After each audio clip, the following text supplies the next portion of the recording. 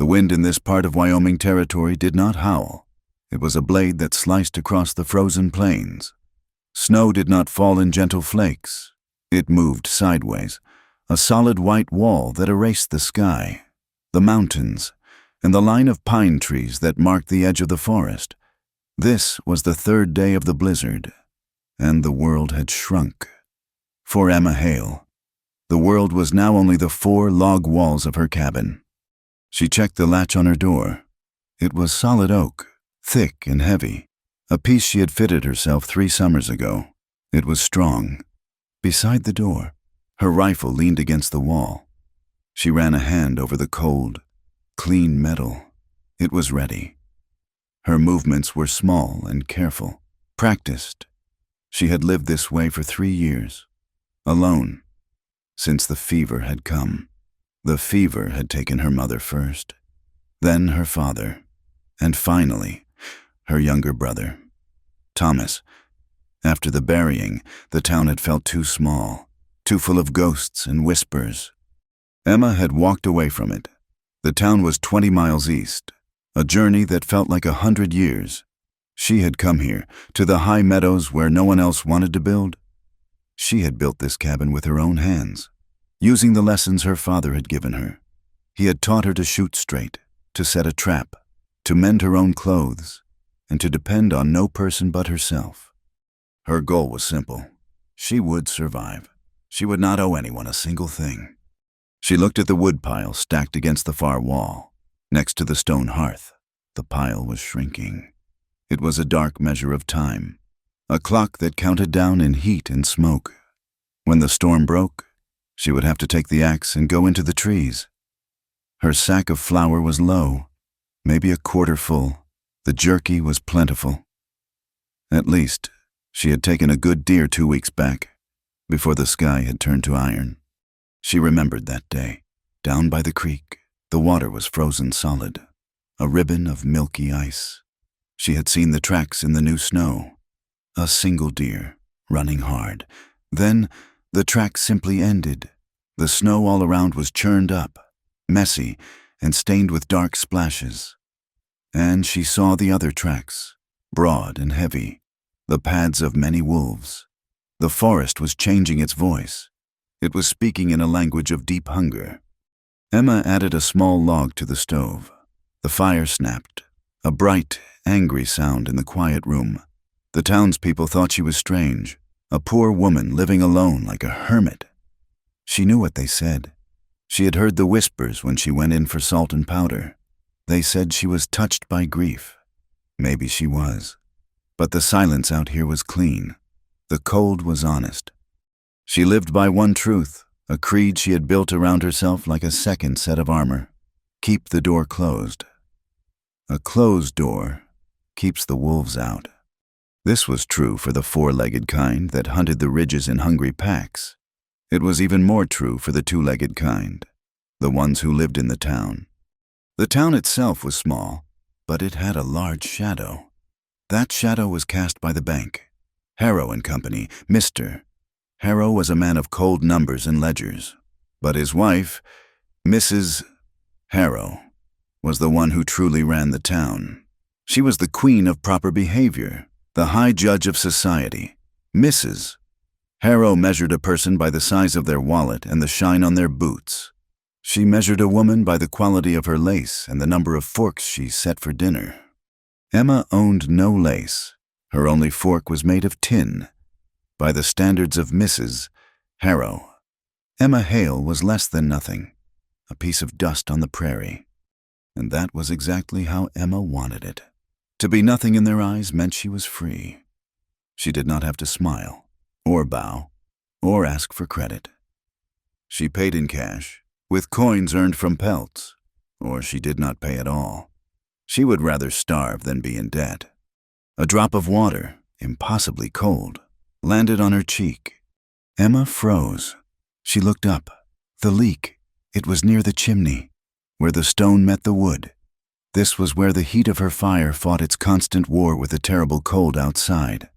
A small gap had formed, a single drip of water. But a drip was all the winter needed. First came the drip, Then the ice would build. The ice would force the wood apart. Then came the rot. And then, one day, the roof would fail. It was a new enemy. Another fight she would have to face alone. She stood on the small stool to feel the spot. It was damp and cold. The wood was still sound. For now, she would have to get on the roof when the snow stopped, patch it with pitch. But her pot of pitch was almost empty. That meant a trip to town, a trip she did not want to make. The wind rose again, a high, thin scream that pressed against the cabin walls.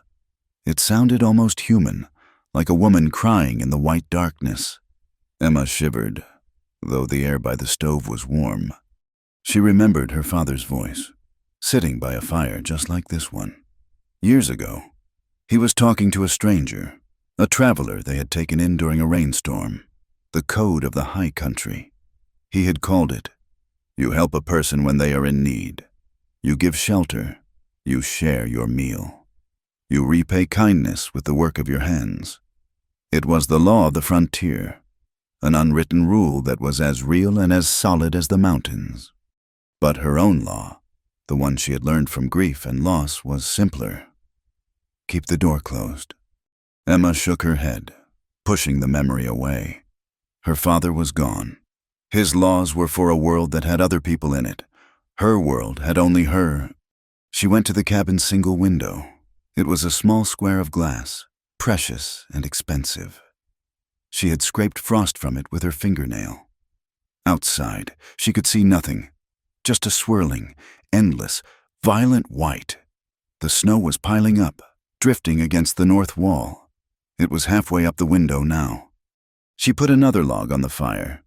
The scent of burning pine filled the small room. It mixed with the smell of old leather from her saddle gear, which hung on pegs by the door. It mixed with the faint, clean smell of the lye soap she had made last fall, and the smell of old ashes in the hearth. She was safe. She was alone. She was free. Here, the boundary between living and dying was as thin as a sheet of ice on the creek. But for this night, she stood on the side of the living. The cabin was her fortress. The closed door was her shield. Outside, the storm and the wolves and the whole cold world could rage as loud as they wanted. They would not get in. The wind paused. For a single, long breath, the world outside went quiet. In that sudden silence, Emma heard a new sound. It was not the storm. It was low and wet and terrifyingly close.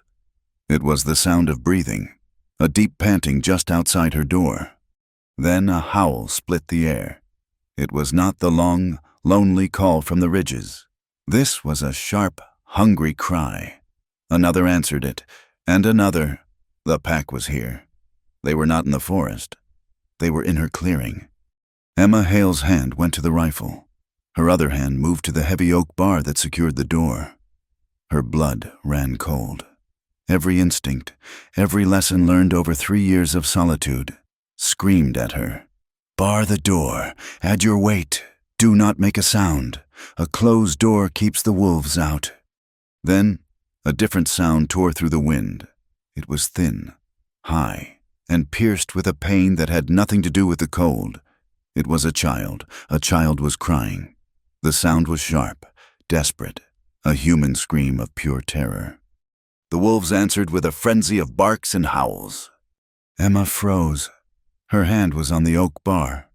The cry came again. It was weaker this time. Choked off. The voice of her father echoed in her memory, a thing she had tried to bury with him. The code of the high country. You help a person when they are in need. You give shelter. But her own code, the law of her grief, fought back. Keep the door closed. The child screamed again. Emma's conscience, a raw nerve she thought was long dead, pulled her hand from the bar. She grabbed the rifle. Her heart beat a slow, heavy drum against her ribs. This was madness.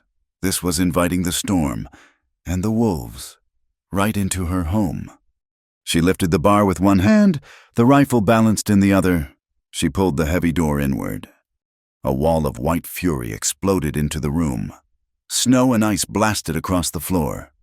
The fire in the hearth snapped and sputtered. throwing wild, dancing shadows over the log walls. For a moment, she saw nothing but the swirling white. Then, two dark shapes. A man, huge and dark against the blizzard, stumbled forward. He was carrying a small bundle. The bundle was the child. Behind him, in the darkness, she saw them. Yellow eyes, pairs of yellow eyes, gleaming in the snow. "In!" Emma shouted, her voice torn away by the wind. The man lunged. He did not run. He fell through the doorway, collapsing onto the rough wood floor. He twisted as he fell, his body curling around the child, protecting the bundle with his own back. Emma did not hesitate. She stepped past him, out onto the small porch, into the heart of the storm. The wind ripped at her hair. She raised the rifle. The wolves were shadows, circling, confused by the light and the sudden opening. They were close, too close. She did not aim at the eyes. She aimed at the black, angry sky. She fired. The gunshot was a flat, hard crack that split the night. It was the only sound in the world. It was louder than the storm, louder than the wolves. The yellow eyes vanished. The shadows pulled back, melting into the white darkness. Emma stumbled back inside. She threw her shoulder against the heavy door.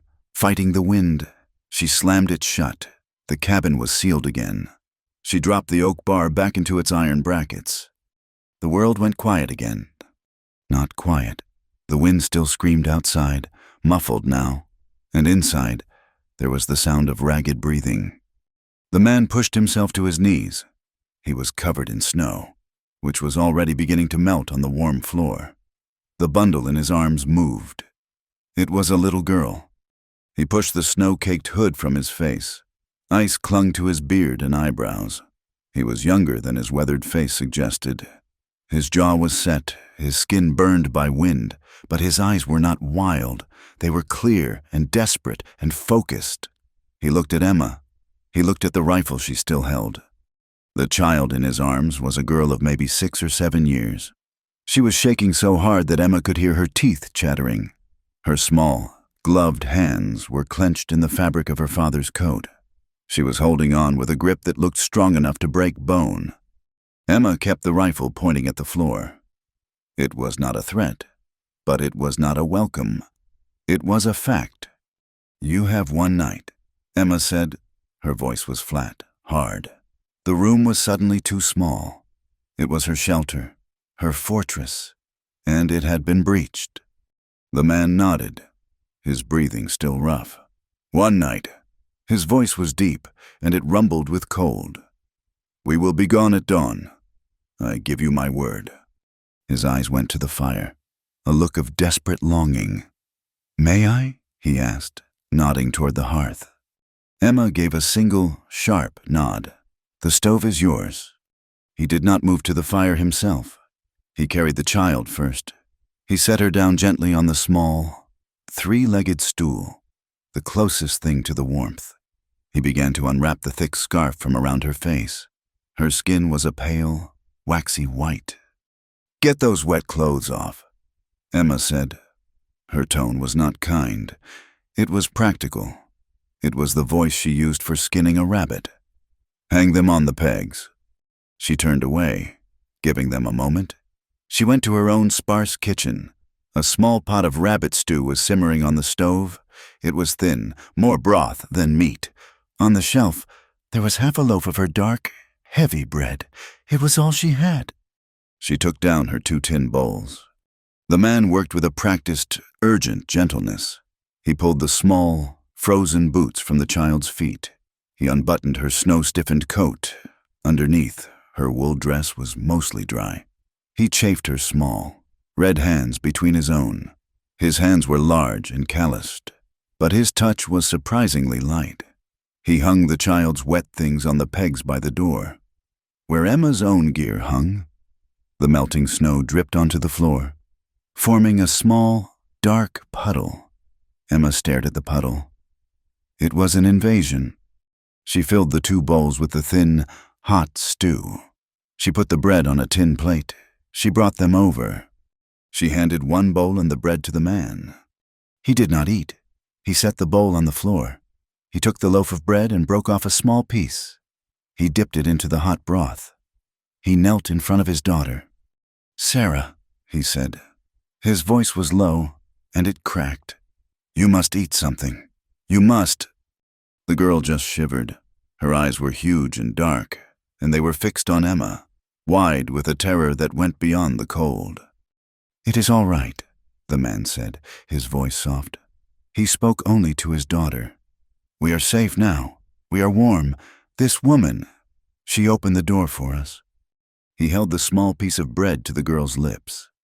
She turned her head. "Please, Sarah," he whispered. He waited.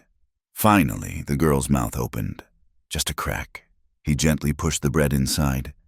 She chewed, slowly. He tore another piece, dipped it, and fed her again. He did not rush. He fed his daughter first, piece by piece, as if she were a small bird. He did not look at his own bowl. He did not seem to remember it existed. Emma watched. She stood by the hearth, the rifle still held loosely in one hand. She watched the man's large, rough hand tremble as he fed his child. It was the habit of a decent man. It was the care of a father. She had not seen a thing like it in 3 years. Not since her own father. She pushed the thought away. It was a door she would not open, but her grip on the rifle loosened. The man finally stood. He picked up his own bowl and drank the stew quickly. Standing, he was not a drifter. His coat was thick wool, the kind that cost real money. His boots, as the snow melted, showed clean leather and fine stitching. He ate, but his eyes never stopped moving. He looked at the window, where the snow was now pressing against the glass. He looked at the door. He looked up, at the roof, listening to the wind. He was a man who understood how a shelter was built. He was a man who measured the world and his place in it. Emma felt the air in the cabin. It was thick with the presence of these strangers, the smell of their cold clothes, the sound of their breathing. She was still wary. But as she looked at the man, at the deep lines of exhaustion around his eyes, she saw something else. It was not fear. It was a hollow, settled loss. It was an emptiness she recognized. It was the same thing she saw in her own reflection. In the dark window glass, this man was as alone as she was, even with his child. She had opened the door. It was an act against the wolves, but it was also an act against the crushing, frozen silence she had chosen. The cabin was no longer her fortress. It was, for this night, a shelter. The man finished his stew. He turned from the window. "The storm is worse," he said. It was not a question. It was a fact. "The snow is drifting high." Emma looked. The snow was now past the halfway mark on her small window. It was a wall of white. The wind was not a howl. It was a deep, solid roar, the sound of an ocean trapped in the mountains. "I gave my word," he said, his voice low. "We will leave." Emma looked at the child. Sarah. Her shivering had finally eased. Her dark eyes were heavy with sleep. She was leaning against her father's leg, her small body finally limp with exhaustion. "Your word does not change the snow," Emma said. Her voice was flat. "Leaving in this is not honor. It is just a way to die." She pointed to the corner, to the small pallet of furs and blankets that was her bed. "The child sleeps there." She pointed to the floor by the hearth, the warmest spot. "You take the floor." The man looked at her. His gaze was steady, and for the first time, she saw something in his eyes besides fear. It was a deep, bone-weary gratitude. "Thank you," he said. Emma just nodded. She would take the stool. She would not sleep. The storm hammered the small cabin, a fist of ice and wind. It was clear that one night was about to become more. The wall she had built around her life had been breached, and she did not know if she was strong enough to build it back up. The cabin was gray and still when the sun failed to rise. There was no dawn. There was only a dimming of the blackness, a shift to a flat, suffocating white. The wind had not stopped.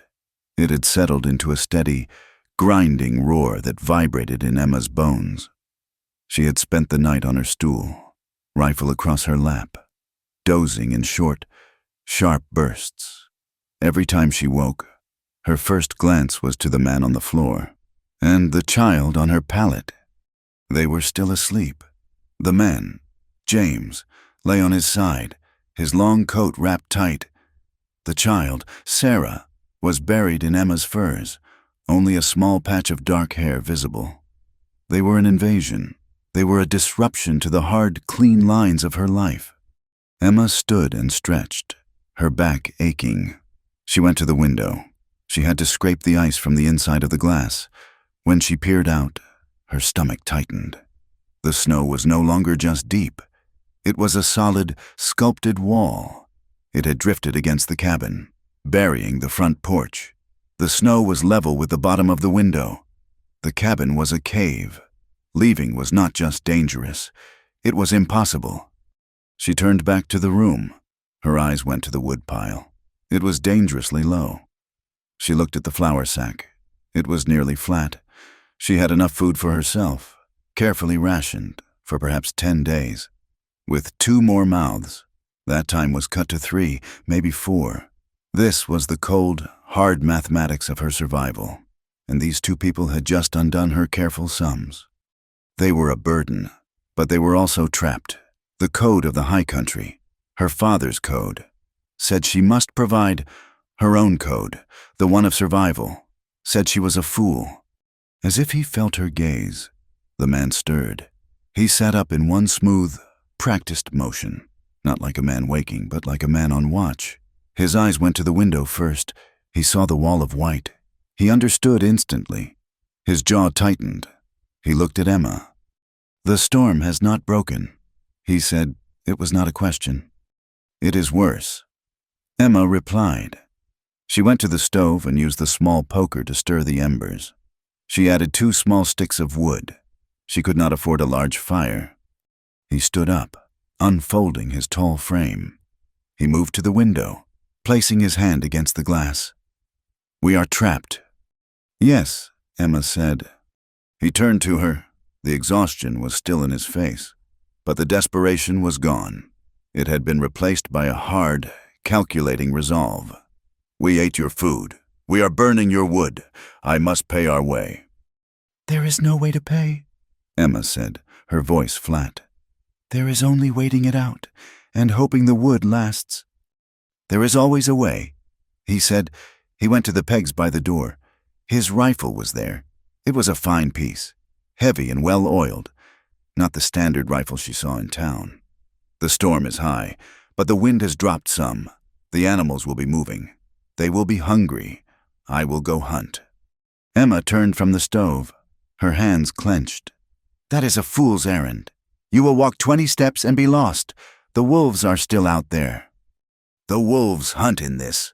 So will I," he said. He began to check his weapon, his movements efficient and sure. "I will not sit here and eat a woman's last provisions while her woodpile turns to ash. I will not." He spoke with a finality that silenced her. This man was not used to taking charity. He was not used to being helpless. He looked at his daughter, still asleep. His face softened for a second. "I ask you to keep her safe. She will not be a burden. She is quiet." "And if you do not come back?" Emma asked. The question was brutal, but it was honest. It was the only language she spoke. "What am I to do with her, then?" He met her gaze. His eyes were a clear, sharp blue. "I will come back." He did not say it as a hope. He said it as a promise, an oath sworn to the storm itself. He finished his preparations. He pulled his hat low. He looked at his daughter one last time, then at Emma. He gave a single nod. He lifted the heavy bar, opened the door just wide enough to slip through, and was gone. The storm swallowed him in an instant. Emma barred the door. The cabin was suddenly, terribly quiet. The only sound was the wind, and the small, even breathing from her pallet. The fortress was breached, and now she was left with the consequence. The child woke an hour later. She sat up, her eyes wide and dark, her small hands clutching the fur. "Papa," she whispered. "He went to hunt," Emma said. She did not soften the words. The girl's face crumpled. Her lower lip trembled. He said he would never leave me." "He did not leave you," Emma said, more sharply than she intended. "He went to find food. Now come, the fire is warm." Sarah did not move. She just stared at the door. Emma sighed. This was not her life. She was not a nursemaid. She was a survivor. But she could not let the child freeze. "Come," she said again, her voice a little lower.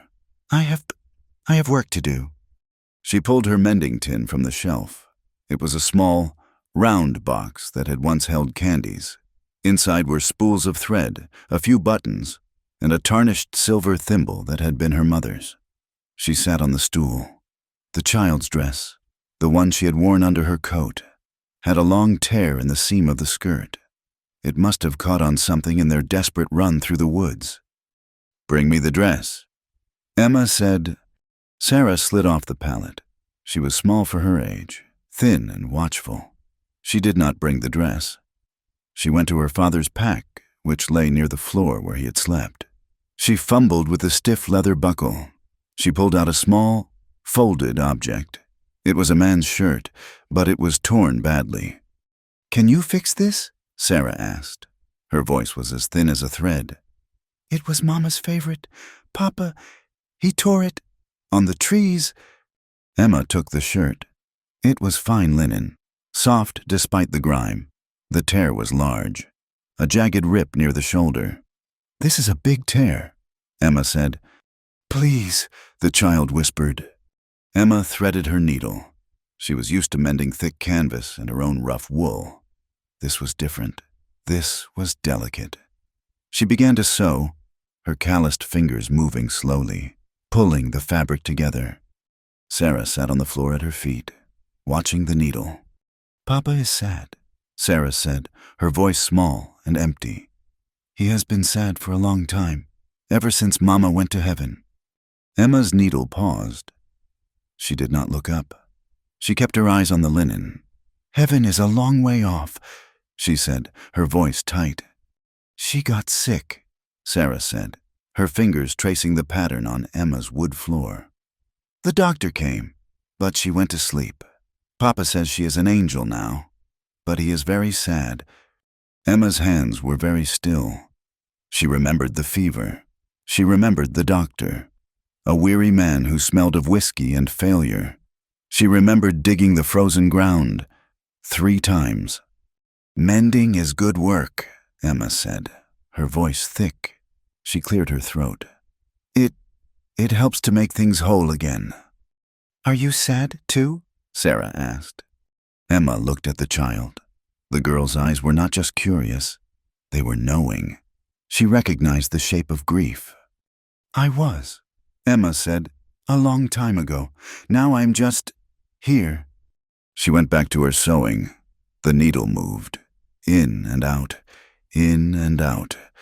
The cabin was quiet, but it was a different quiet. It was not empty. It was full of the small sound of mending. Hours passed. The dim light in the cabin began to fade. The gray turned to a deep, dark blue. Emma's stomach was a tight knot of hunger, but it was a deeper knot of fear. He was not back. The fool had gone and died in the snow. He had left her with his child, a final, crushing burden. She stood up, pacing the small space. She looked at the door. She looked at the child, who had fallen asleep again, her head pillowed on her father's pack. Then she heard it, a heavy thump against the door. Not a knock, the sound of a body falling. She flew to the door, her heart pounding. She lifted the bar. James Colton fell into the room. He was not a man. He was a creature made of ice and snow.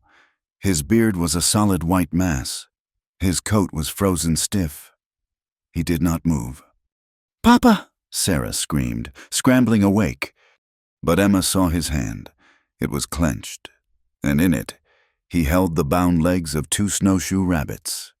Get back, Emma ordered the girl. She grabbed James by the shoulders, her own strength surprising her. She dragged him toward the fire. He was heavy, a dead weight.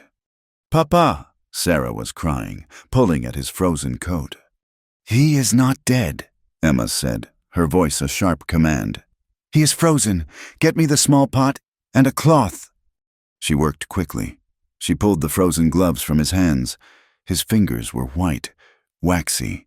She took a soapstone from the edge of the hearth, wrapped it in a piece of her blanket, and pushed it into his hands, forcing his fingers to curl around it. He groaned. It was a low, animal sound. "You are a fool," Emma whispered, her voice shaking with a strange mix of anger and relief. "A stubborn, damned fool." He opened his eyes. They were rimmed with ice. He looked at her.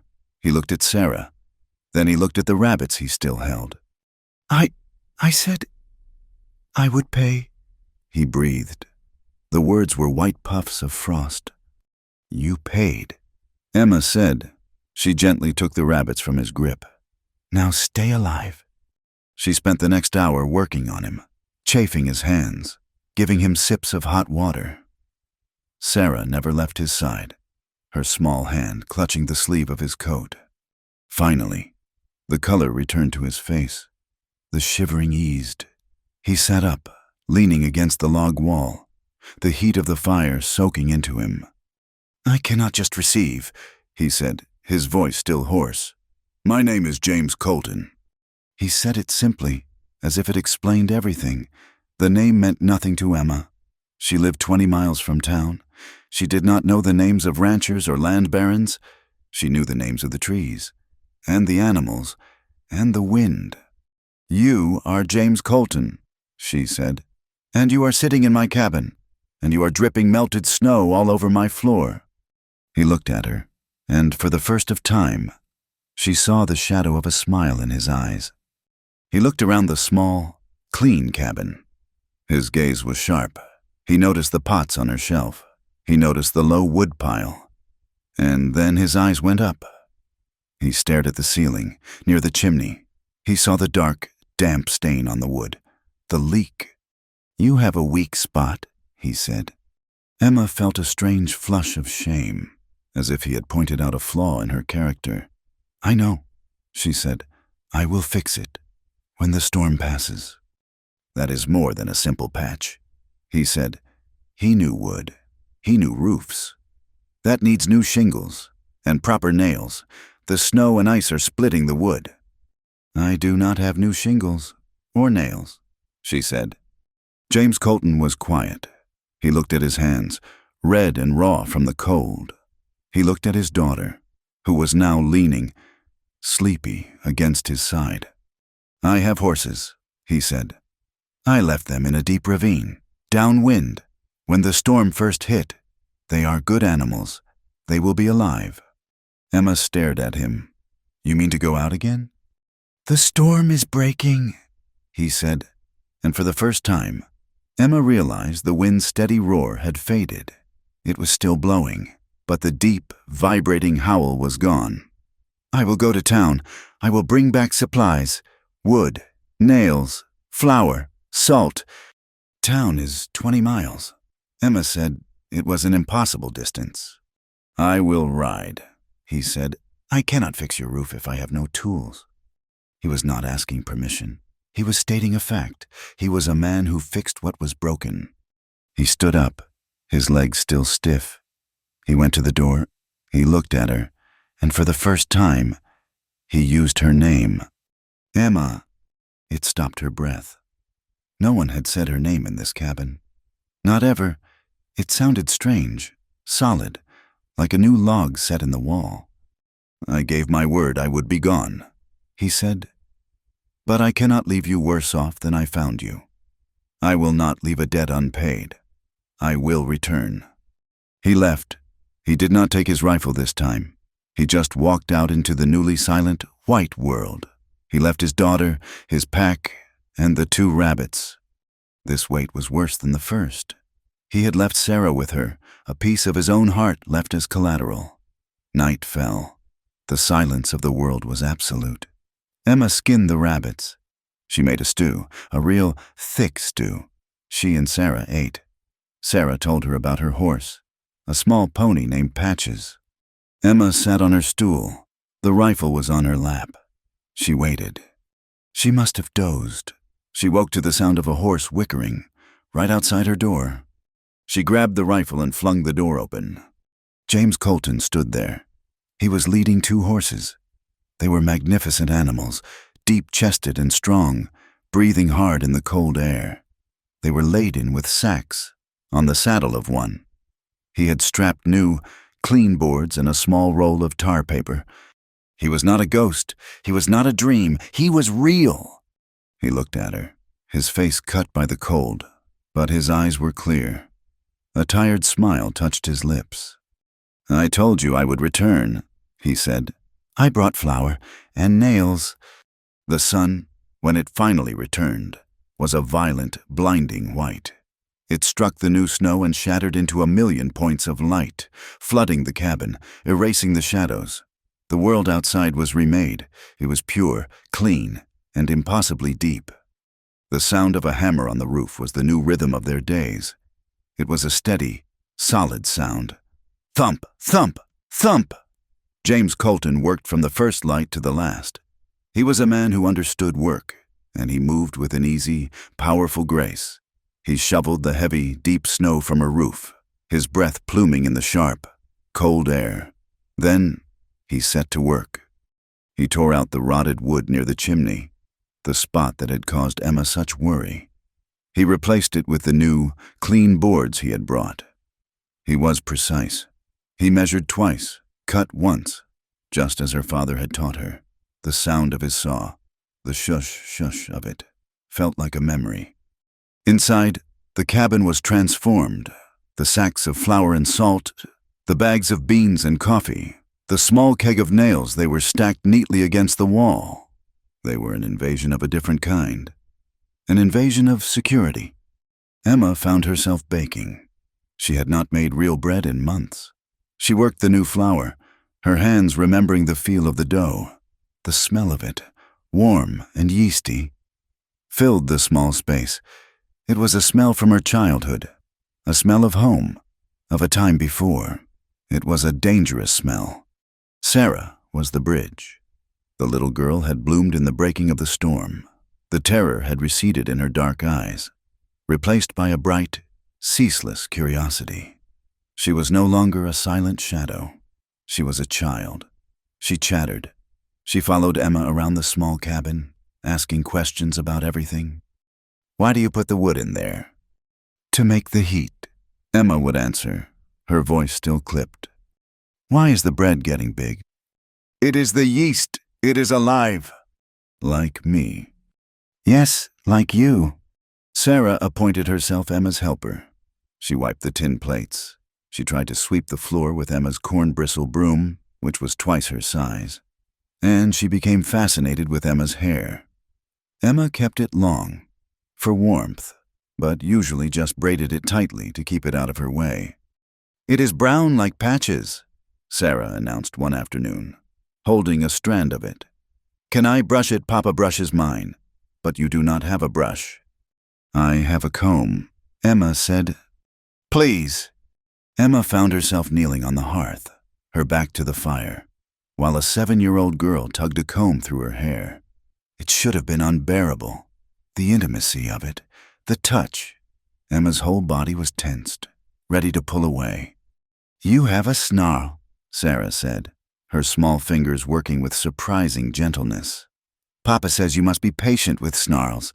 You start at the bottom and work your way up." The girl began to hum a small, tuneless song. Emma closed her eyes.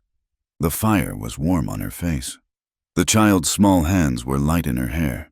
The sound of the hammer on the roof was her guardian. A strange, unwelcome peace settled over her.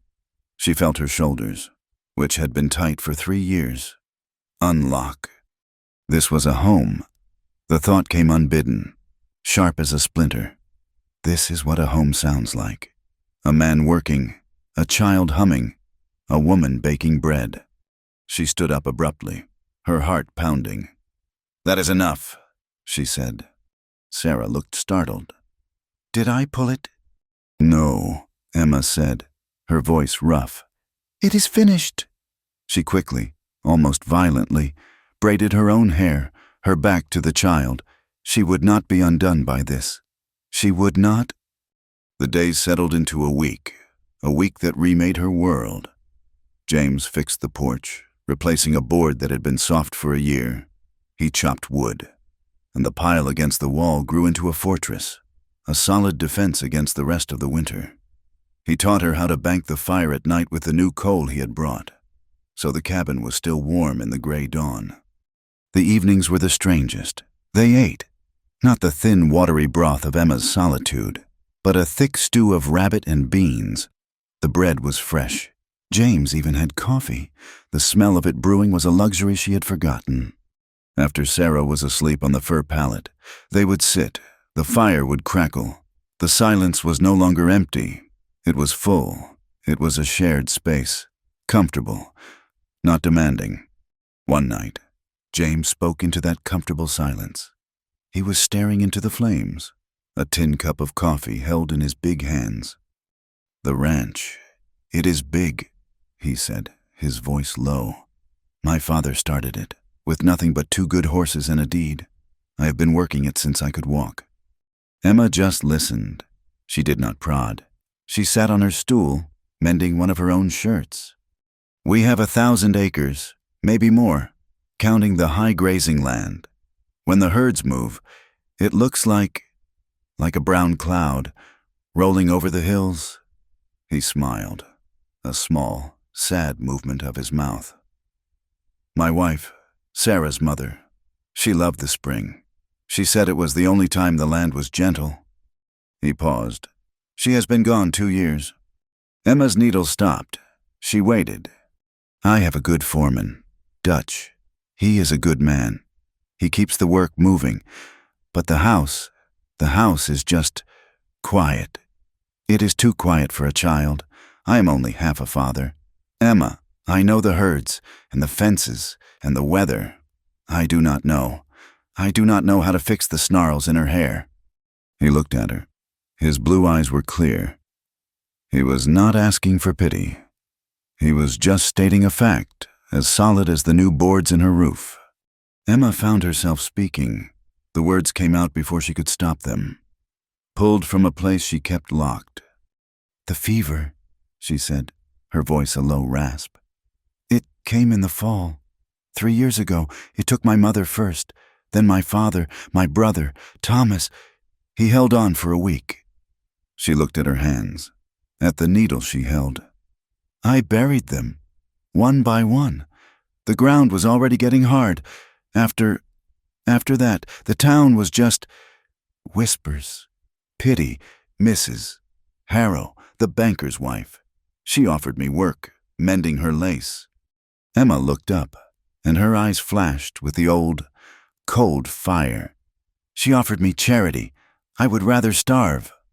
"So you came here," James said, understanding. "I came here."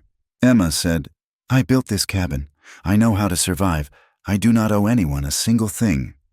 "No," James said, his gaze steady. "You do not?" He looked at his sleeping daughter. Sarah had turned in her sleep, a small, peaceful smile on her face. "She has not smiled in her sleep since her mother died," James said, his voice thick. He cleared his throat. He set his cup down. "Come back with us." Emma's head snapped up. "What?" "Come to the ranch. I am not... This is not..." He stumbled over the words. This man who was so confident. "It is not a proposal. It is a chance. A chance to be somewhere else. To see if the girl is right. To see each other. In the daylight." Emma's first reaction was a cold wave of fear. To leave here to go back to the world of other people. Of judgment. To be the poor woman he had rescued. "I am not a charity case. Mr. Colton, I will not be. I have never seen a person less in need of charity," James said. "I am offering a position. Sarah needs A woman's hand. The house needs a heart. I will pay you a proper wage. He was offering her a job, a housekeeper. It was still a kind of debt. It was still a kind of pity. She stood up. She paced the small floor, from the door to the hearth, her fortress. He had saved her roof, but now he was asking her to abandon the walls. I cannot, she said. Why? Because if I go, I am just the woman you saved from the snow. I am the stray you brought home. What happens when I am not useful? What happens when you get tired of my ways? I will be trapped. I will have no place to go. I will be in your debt. Never, James said, standing. He was taller than her. He filled the room. That is not what this is. Emma looked him in the eye. She had to find a way to make it safe. She had to have an escape, a path back to her own life, her own pride. I will come, she said, the words tasting strange. On one condition. Name it. It is a trial, for both of us.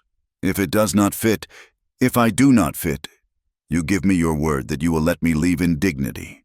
You will give me a horse and enough provisions to get back here. No arguments, no pity, no charity, just a clean break. James looked at her for a long moment. He saw the pure, uncut pride. He saw the terror underneath it. He respected the bargain. He held out his big calloused hand. Deal, he said. Emma put her hand in his. His grip was warm and strong. It was not a lover's touch. It was a pact, a handshake on the frontier. The next morning, they left. Emma packed her few belongings into a canvas bag. Her tin, her knife, her father's whetstone. James secured the door of the cabin. He looked at the roof. The patch was solid, clean and dark against the weathered logs. It will hold, he said. Yes, Emma said. The roof was fixed. The hole in her life was sealed, but she was walking out the door. James lifted Sarah onto one of the magnificent horses. He mounted the other. He held out his hand to Emma. She looked at it, then put her foot in the stirrup and swung up behind him. She did not want to. She did not want to touch him, but it was the only way.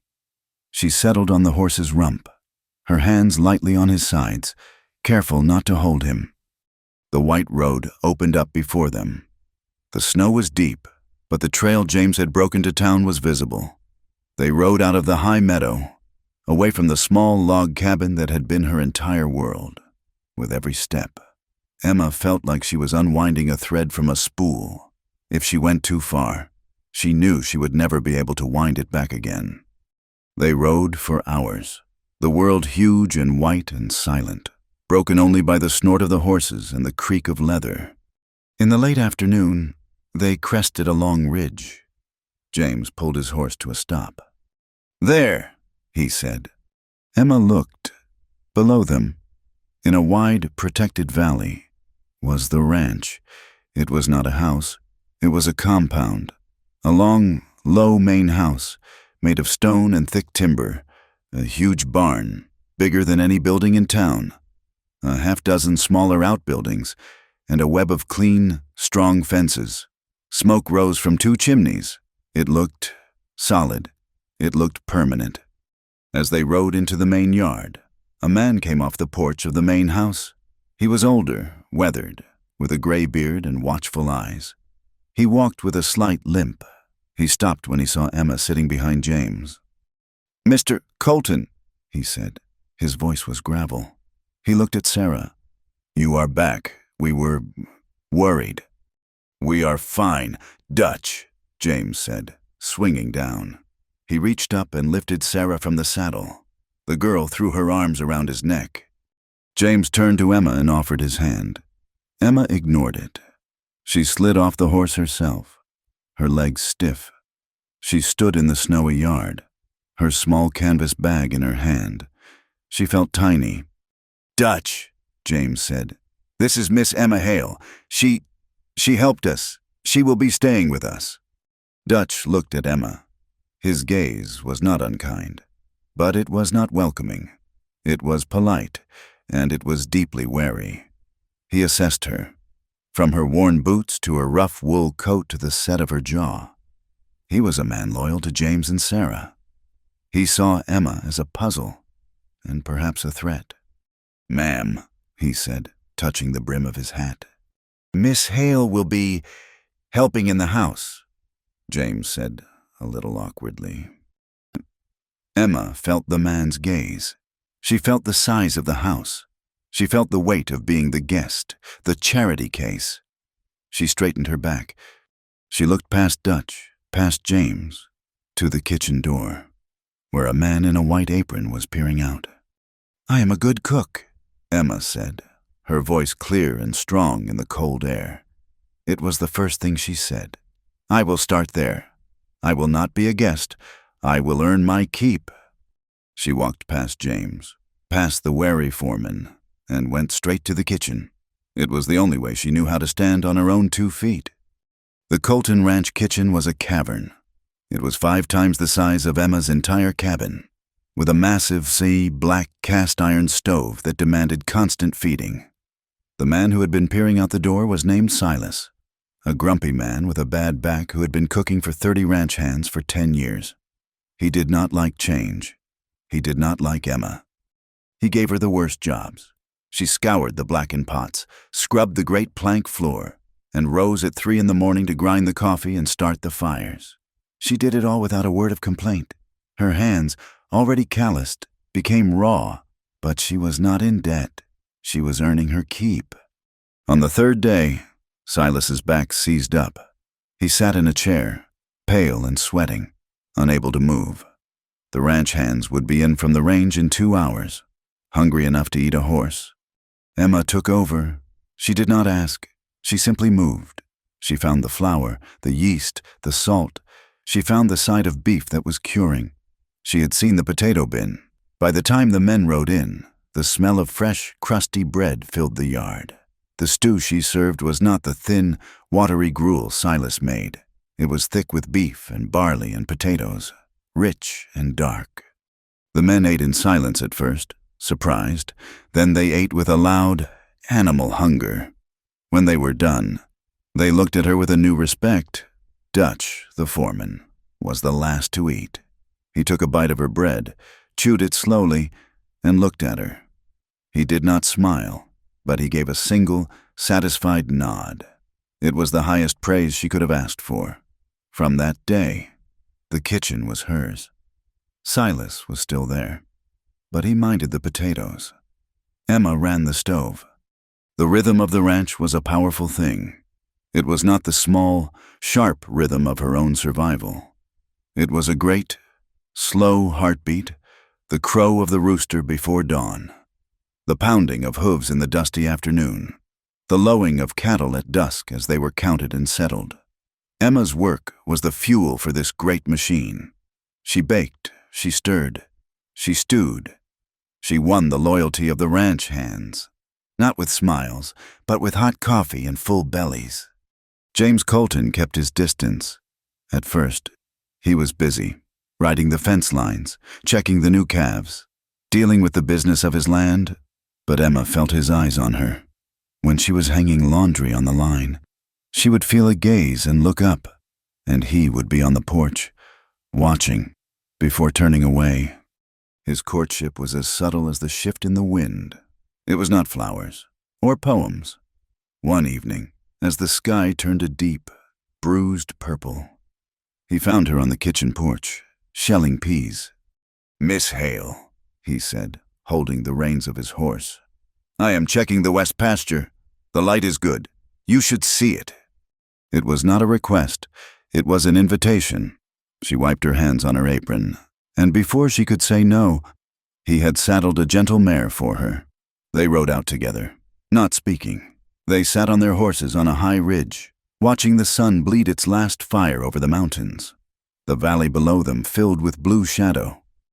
"My wife loved this time of day," he said quietly. She said it was the land breathing out. Emma said nothing. She just sat and watched, and for the first time in years, she felt a part of something larger than her own small world. On Saturday nights, the men would clear the large barn, One of the hands had a fiddle, and another a guitar. They would play, and the men would stomp their feet and drink a little. It was a rough, loud celebration of another week survived. James found her watching from the shadows of the barn door. He walked up to her, his good boots clean, his shirt fresh. He bowed, as if they were in a grand ballroom in the east. "Miss Hale," he said, his voice low over the music, "may I have this dance?" "I do not know how," she whispered, terrified. "It is just walking. To music," he said. The fiddle started a slow, sweet waltz. He held out his hand. She put her hand in his. He led her to the middle of the floor. The other men stepped back, watching. He put one hand on her back, just at the waist. His touch was firm, but light. It was not possessive. It was guiding. It was decent. He held her other hand. "1, 2, 3, he murmured. "Just follow me." She stumbled. She looked down at her feet. "Look at me, Emma," he said, his voice quiet. She raised her eyes. He was looking at her, not with hunger, but with a deep, gentle kindness she had not known existed. They moved. They turned. It was just walking. It was clumsy. And then it was less clumsy. And then, for a long minute, it was graceful. She could feel the hard muscle of his arm through his shirt. She could smell the clean scent of lye soap and leather. She was close to another human being, and she was not afraid. The darkness came, as it always did, from town. She had to go for supplies.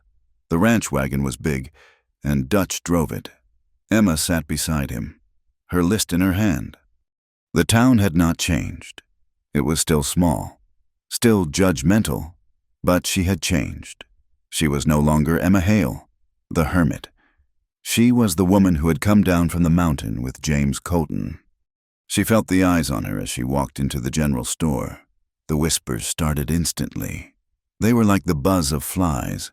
She kept her head high, walked to the counter, and gave her list to the clerk. Then she heard the voice. It was a sharp, cultured voice, a voice that cut through the low murmur of the store like a new saw. It is simply astonishing what some women will do, utterly without shame. It was Mrs. Harrow, the banker's wife. She was standing by the dress fabrics, surrounded by 2 other women, the wives of other wealthy ranchers. "From a dirt-floored shack, I heard," one of the other women whispered, loud enough for the whole store to hear. "Straight into his house, Mrs. Harrow said. She snapped a bolt of blue silk with her gloved hand. "A desperate woman will latch onto any wallet, especially one as large as Mr. Colton's. He is a widower, you know, vulnerable. It is simply indecent. A gold digger, plain and simple." Emma froze. Her back was to them. Every drop of blood left her face. She felt cold, colder than she had been in the blizzard. The old wound, the one she had tried to close with solitude, was ripped open. Charity case, gold digger. She was not Emma Hale, the hard worker. She was not the woman who had saved his child. She was just a poor girl, a stray, an object of pity and scorn. She grabbed her bags of vinegar and molasses, paid the clerk, and walked out of the store. She did not run. Her back was straight, but her pride, the only thing she truly owned, was bleeding. She was silent on the long ride back to the ranch. Dutch tried to talk to her, to point out a hawk on a fence post. She just nodded. When they got back, she went straight to the kitchen. She began to scrub a pot that was already clean. James noticed the change. The small smiles she had begun to show were gone. The light in her eyes was extinguished. She was polite, efficient, but she was a ghost. She was the woman from the cabin again, all walls and locked doors. A few days later, a visitor came to the ranch. His name was Cole Maddox. He was their nearest neighbor, his land bordering the Colton Ranch on the east.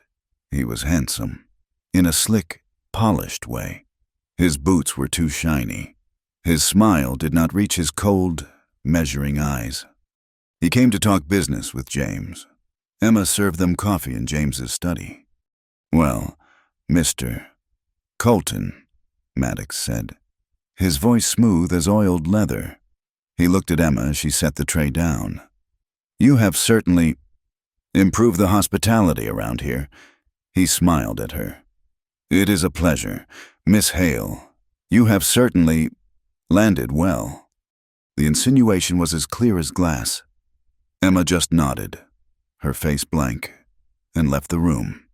That night, the conflict deepened. Dutch came to James's study after Maddox had left. Emma was in the hall, gathering the empty cups. She could not help but overhear. He is a snake, Mr. Colton, Dutch said, his voice a low rumble. He was not here about cattle prices. I know. James's voice was tired. He is in town, sir, spreading poison. He is working with Harrow's bank. You know your loan note is coming due. They are looking for any reason to call it in. They want your pasture land. Maddox wants it. What kind of poison, Dutch? About her, sir. About Miss Hale. Dutch sounded angry. He is telling folks that, well, that you found her up in that shack, that you set her up here, that she is a honey trap, a pretty face to make the bank think you are settled, getting remarried, so they will extend your note. He is making her sound like a paid woman, and he is making you sound like a cheat. Emma leaned against the wall. She felt sick. It was worse than she could have imagined. She was not just a gold digger. She was a tool, a trick, a lie. She fled to her room, a small, clean space off the kitchen. She sat on the small bed. She had to leave. She had to go back to her cabin. Her bargain. Let me leave in dignity. There was no dignity here. There was only shame. There was a small, soft knock on her door. She opened it. Sarah stood there, in her white nightgown, holding a small, worn book. Miss Emma, the child whispered. Papa's busy. He has a headache, but can you tell me a story like you did in the cabin? Not from the book, just from your head, about the stars. Emma looked at the child's small, trusting face. This girl did not see a gold digger. She did not see a honey trap. She saw the woman who had fed her, who had mended her father's shirt, who had hummed a song. Emma's resolve broke. The cold, hard anger melted, and a wave of terrible sadness washed over her. She sat on the bed and pulled the child into her lap. All right, Emma whispered, her voice thick. All right.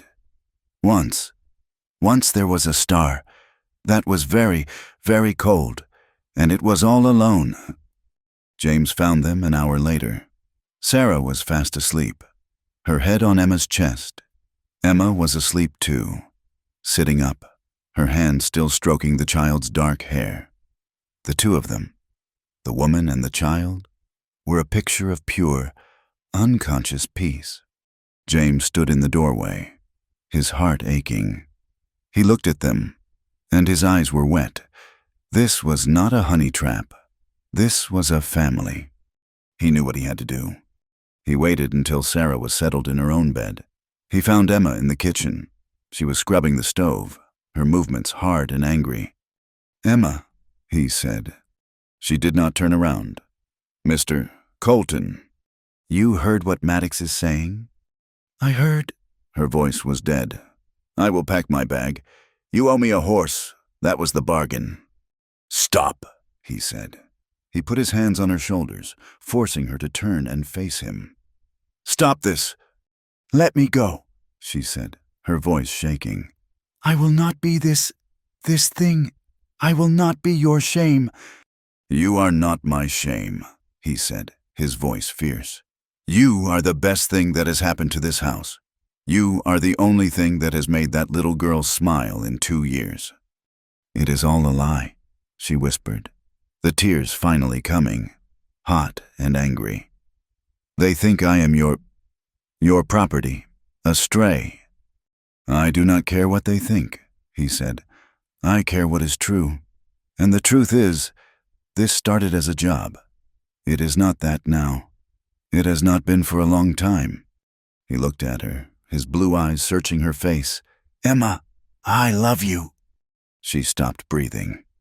I love you, he said again, his voice softer, but no less sure. I love what you have brought back to this house, to Sarah, to me. He saw the panic in her eyes, the terror. This was not a rescue. This was a cage. He saw her walls go up, higher and thicker than her cabin walls. He dropped his hands from her shoulders. Taking a step back, he remembered his promise. But I gave you my word, he said, his voice hoarse. I will not force you. I will not make you a prisoner of my feelings. I will not make you a prisoner of this house. You are free to go, just as we agreed. The choice is yours. It has always been yours. He stood there, waiting. Emma said nothing. She was trapped between the cruel judgment of the world and the terrifying, tender confession of this man. Her silence was a raw, empty space between them. It was a new kind of wilderness. It was a mountain she did not know how to cross. Emma did not answer him. She could not. She turned from his confession, from the raw, terrifying vulnerability in his eyes, and fled to the cold safety of her small room. She lay awake all night, the words, I love you, echoing in her ears. They were not a comfort. They were a brand. They marked her, pulling her deeper into a world where she did not know the rules, a world she was certain would reject her. James, honoring his word, gave her space. He did not press her. The next morning, he was polite, distant. The house grew quiet again, but it was a strained, painful silence. Sarah felt it. The little girl's laughter faded, and her small, watchful eyes darted between her father and Emma, sensing the new, invisible wall between them. Emma threw herself into her work, scrubbing floors that were already clean, baking bread they did not need. She was hiding again, hiding behind her labor. The outside world did not wait for Emma's heart. It struck, hard and fast. A buggy arrived 2 days later. It was not a friendly visit. It was Mr. Harrow from the bank, his face a cold mask. He brought 2 men Emma did not recognize, men who looked at the ranch with cold, assessing eyes. James met them in the study. Emma, her hands trembling, brought in the coffee tray. She could not help but hear Harrow's precise, cutting voice. Mr. Colton, your note is substantial. My board is concerned. We have heard rumors of mismanagement, poor herd health after the hard winter. My herd is strong. Harrow. James's voice was tight, controlled. We require proof, Harrow said, steepling his fingers. We are exercising our right to a full audit and inventory. We will count every head of cattle that bears your brand. The count will be in 2 days. It will be held after your traditional harvest supper. If the numbers do not match the collateral ledgers, we will be forced to call in the note. Immediately. It was a declaration of war. To force the count right after the supper was a cruel piece of timing. The supper was a ranch tradition, a celebration of the season for the whole valley. To cancel it would be a public admission of defeat. To hold it would be a terrible strain. James's jaw set. The supper will happen, Harrow, and the count will happen. You will find my ledgers in order. The moment the buggy was gone, the ranch exploded into frantic activity. Dutch and James gathered the hands. They had to ride out, in the bitter cold, to the far pastures, to begin the massive, exhausting work of rounding up thousands of cattle. The work was brutal. James was gone from the house before the sun rose and returned long after it set, his face gray with exhaustion and worry. There was a new hand, a quiet, shifty man named Pike, who had been hired a week ago. Emma watched him from the kitchen window. He never looked anyone in the eye. The night before the supper, Dutch stormed into the study. Emma was there, going over the kitchen inventory. It is sabotage, Dutch spat, throwing his hat on the table. Someone cut the fence line on the north ridge. We spent half the day chasing 200 head out of the low canyons, and the tally tags, the box of new iron tags for the spring calves. It is gone. Vanished. James stood up, his chair scraping loudly. Gone how? Pike, Dutch said, his voice raw. He was in charge of that wagon. He claims it must have fallen out, but the box was heavy. It did not just fall. He lost them on purpose. Without those tags, the new calves will not be counted as part of your assets. The numbers will be short. Harrow will have you. James stared at the wall. This was the blow. Maddox and Harrow were not just attacking his finances. They were attacking his honor. This was how they would steal his land. The night of the harvest supper was cold and clear. The main barn had been cleared. Lanterns strung from the high rafters. The floor swept clean for dancing. Tables groaned with food Emma and her kitchen helpers had prepared for days. The entire valley was invited, and the entire valley came, hungry for food and for gossip. Emma tried to stay in the kitchen, in the shadows, but James would not have it. He came to her, his face etched with worry, but his eyes firm. He had brought her a dress from town, a simple, dark blue wool, but it was new, and it fit her perfectly. You are not a servant tonight, Emma, he said, his voice quiet but absolute. You are my hostess. She felt like a fraud. She walked into the noise and the light of the barn, her hands clenched at her sides. She felt every eye land on her. She was the woman from the shack, the honey trap. Immediately, she was spotted. Mrs. Harrow, elegant in dark silk, sailed toward her, flanked by the other ranch wives. Miss Hale. Mrs. Harrow's voice was honey-sweet, but her eyes were like ice chips. What a charming dress. You must be so pleased with your new position. The other women smiled, tight, cruel smiles. I hear you are a woman of many hidden talents, Miss Hale, one whispered, her eyes raking over Emma. Tell us. Mrs. Harrow said, moving closer, her voice dropping so only those in their small circle could hear. How did you manage it to come down from that hovel and find yourself running the finest house in the valley? You must teach us your secrets. So many women would love to know. The questions were like knives, disguised as polite curiosity. Are you sleeping with him? How much is he paying you? Do you truly think you belong here? Emma stood frozen. She could smell their expensive perfume, a cloud of lilac and judgment. She saw their clean, soft hands, hands that had never scoured a pot or set a trap. They were wolves, just like the ones in the snow, but they were dressed in silk. I work for my keep, Emma stammered, her voice small. Oh, I am sure you do. Mrs. Harrow said, with a knowing look at the other women. I am sure you work very, very hard. Emma felt the blood drain from her face. She was nothing to them. A piece of dirt. The gold digger. She would not give them the satisfaction of her tears. She turned, her back straight, pushed past them, and fled the barn. She ran to the main house. The porch was dark and cold. She leaned against a post, trying to breathe, trying to stop the terrible shaking in her legs. The fiddler's music, a happy stomping tune, seemed to mock her. She did not hear James come up behind her. Emma. She jumped, startled. Go away, she whispered, her voice choked. Go back to your party. Go back to your own kind. They hurt you, he said.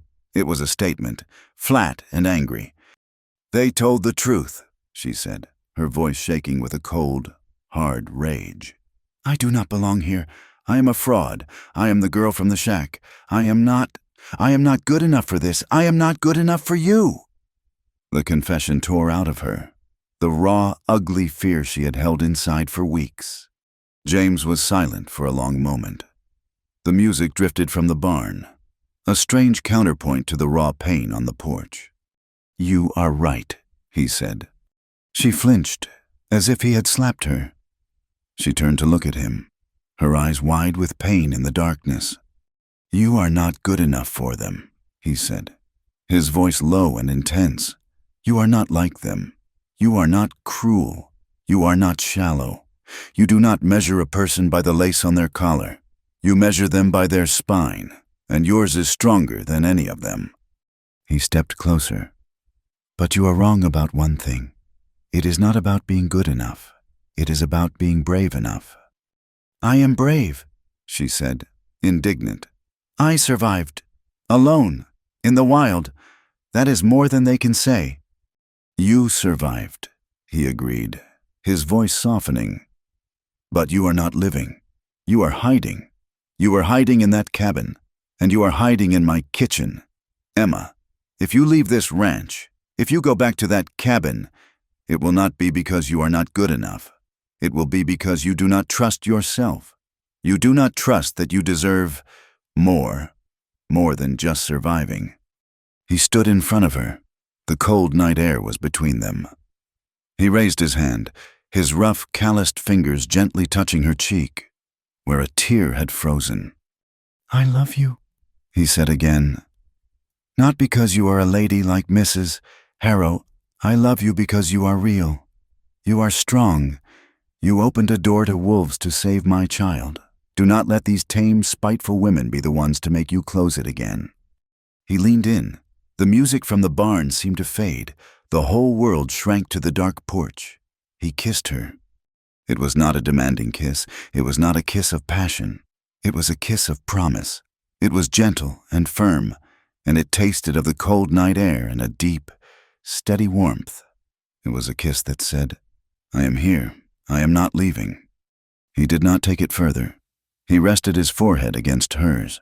She could feel his breath, warm on her skin. She closed her eyes. For the first time, she did not pull away. She did not build a wall. She just stood there, and she leaned into him, a small, involuntary movement. The count is tomorrow, he whispered against her skin. They are trying to ruin me, to ruin us. What will we do? She whispered back. The we came out before she could stop it. We will face them, he said. Together, tomorrow, we will step out into the light. He took her hand, and they stood there for a long time, two quiet shadows against the loud celebration. The party ended late. The guests rode home, their laughter echoing in the cold. The ranch fell into an exhausted, uneasy sleep, bracing for the dawn and the bank's audit. Emma was woken by a scream. It was not Sarah. It was one of the kitchen hands. Then she smelled it. Smoke. Thick, oily, biting smoke. She threw open her door. The hallway was hazy. She ran to Sarah's room. The girl was already sitting up, her eyes wide with terror. Miss Emma, what is that? Get your robe, now, Emma commanded, her voice instant and sharp. She grabbed the girl, wrapping her in a thick quilt. She ran to the kitchen. Silas and the other girl were huddled by the door, pointing, their faces white.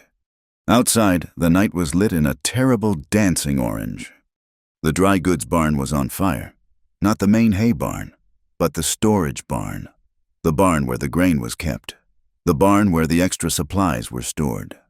The barn where James kept his office. The barn where the master ledgers were. The bell, Emma shouted at Silas, pushing him. Ring the alarm bell, wake the bunkhouse. She pushed Sarah into the kitchen girl's arms. Take her. Go to the main house. Stay in the study. Lock the door. Do not come out until I get you. No, Sarah screamed, clinging to her. Papa, where is Papa? Your Papa is fine, Emma said, her voice a sharp crack of command that cut through the child's panic. He is helping. Go now.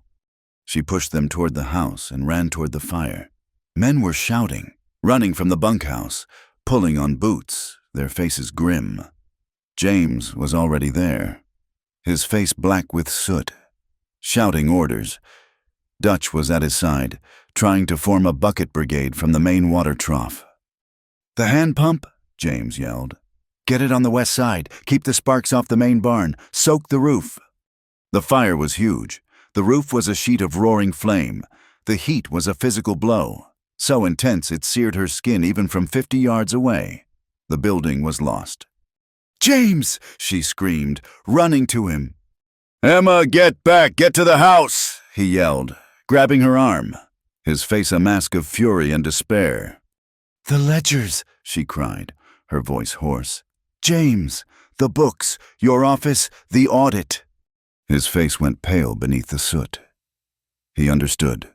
The office was on the ground floor, at the near corner, the corner that was not yet fully engulfed. If the ledgers burned, all proof was gone. The count tomorrow would be meaningless. Harrow and Maddox would win. "It is too late," Dutch yelled, his voice ragged. "The wall is about to go." James started toward the door. It was a black, gaping rectangle in a solid wall of fire. "No," Dutch grabbed him. "It is suicide. The books are not worth your life." Emma did not think. She acted. She was the woman from the cabin. She knew fire. She knew survival. She ran to the horse trough. A heavy wool blanket, used for the horses, was folded nearby. She grabbed it and plunged it into the freezing water. "Emma, no!" James roared, his voice breaking. She ignored him. She wrapped the sopping, heavy blanket over her head and shoulders, leaving only a slit for her eyes. "Keep the water on me!" she screamed to Dutch. She ran. She ran straight at the burning building. The heat was a physical blow, like running into a solid iron wall. The blanket smoked and steamed around her. She reached the office door. The wood was already scorching. She kicked it open with her boot. The room was an oven. Smoke was so thick she could not see, could not breathe. She dropped to her knees, where the air was clearer. Just as her father had taught her, she crawled. Flames were licking down from the ceiling. A beam crashed in the next room, sending a shower of embers over her. She saw it, the small, heavy iron box, the record safe. It was on the floor, by the overturned desk. She grabbed the handle. It was hot, but the wet blanket protected her hand. She pulled. It was heavy, so heavy. She wrapped a part of the blanket around it and began to drag it, coughing, her lungs on fire. She was pulling it, inch by inch, back toward the door, back toward the blessed, cold square of night air. She burst out of the doorway, dragging the box, and collapsed in the mud and snow. She tore the blanket from her head, gasping, sucking in the clean, cold air. Her hair was singed. Her face was bright red. But she was alive. James grabbed her, pulling her up, crushing her to him. "You fool!" He breathed into her hair, his voice thick with terror and awe. "You beautiful, crazy fool!" Dutch kicked the small, smoking safe. "The books!" he breathed, his voice breaking. She saved the books. The barn roof collapsed with a sound like a cannon, sending a fountain of sparks into the sky. The main building was gone, but the fight was not. As they dragged the hot box away from the flames, they saw a shadow detach itself from the far side of the bunkhouse, running toward the stables. "Hey!" Dutch shouted. It was a man. He was running hard. "It is Pike," James said, his voice deadly. "The man who lost the tags." Two of the ranch hands, who had been on the bucket brigade, saw him. They were younger, faster. They dropped their buckets and sprinted, cutting him off before he reached the horses. They tackled him, hard, driving him into the snow. They dragged him back to the firelight, his arms pinned behind him. He was breathing hard, his eyes wide with fear. "Where were you going, Pike?"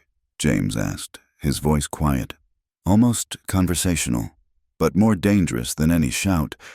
"Nowhere, Mr. Colton," the man stammered. I was scared of the fire." "Liar," Dutch said, stepping forward. He held up something he had scooped from the snow near where Pike had been hiding. It was a small tin, mostly empty. "Coal oil. You were watching your work. Were not you making sure it burned hot?" Pike's face went white. James looked at the burning barn.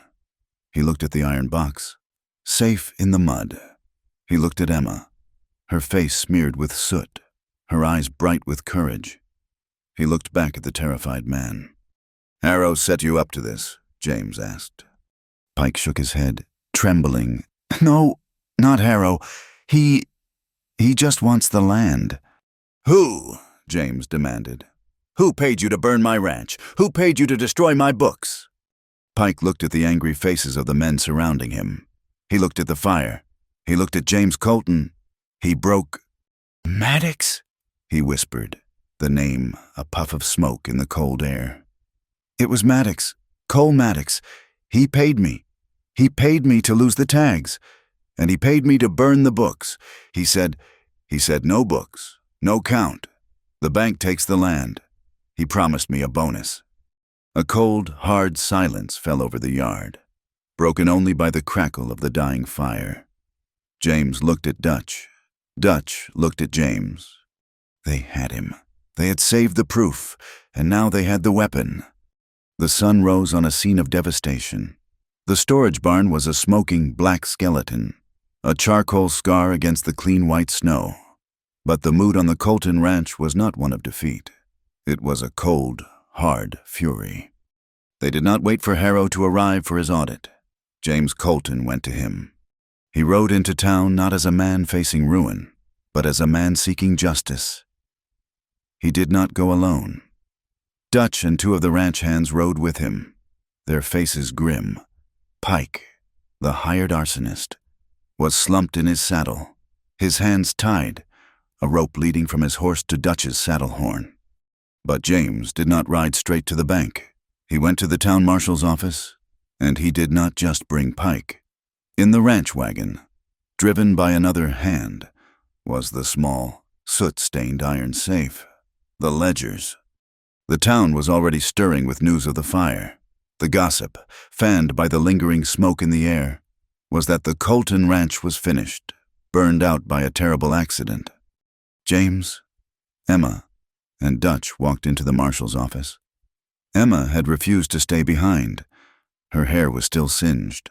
Her face felt tight and raw from the heat. But she had put on the blue dress. She would not hide. She would, as James had said, step out into the light. The marshal, a pragmatic man named Elias Thorne, listened, his face growing more serious with every word.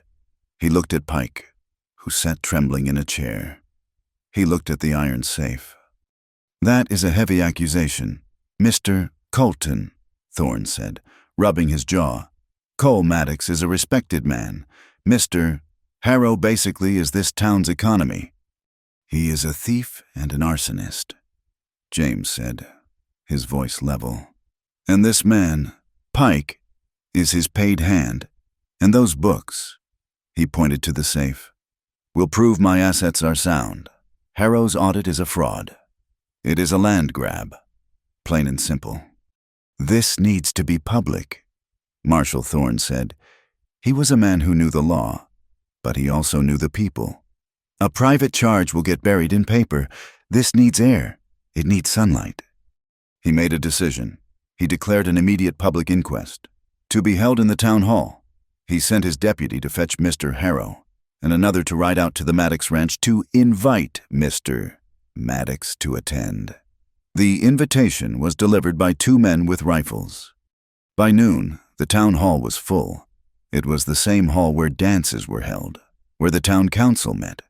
It was a simple, wood-paneled room, and today it felt like a courtroom. Every person who had been at the supper last night was there. They crowded the benches, their faces a mix of excitement, curiosity, and apprehension. This was bigger than gossip. This was a war. Mr. Harrow sat at a front table, his lawyer beside him. He looked pale, indignant, as if this were all a terrible inconvenience. Cole Maddox sat on the other side of the aisle, his arms crossed, his handsome face set in a look of bored arrogance. He looked like a man who had already bought his way out of trouble. And in the front row, facing them, sat James, Dutch, and Emma. Emma sat with her hands folded in her lap. She could feel every eye in the room on her. She could hear the whispers. "That's her, the woman from the shack. Look at her hair, it's burned. Mrs. Harrow was there, in the second row, her face a mask of cold fury.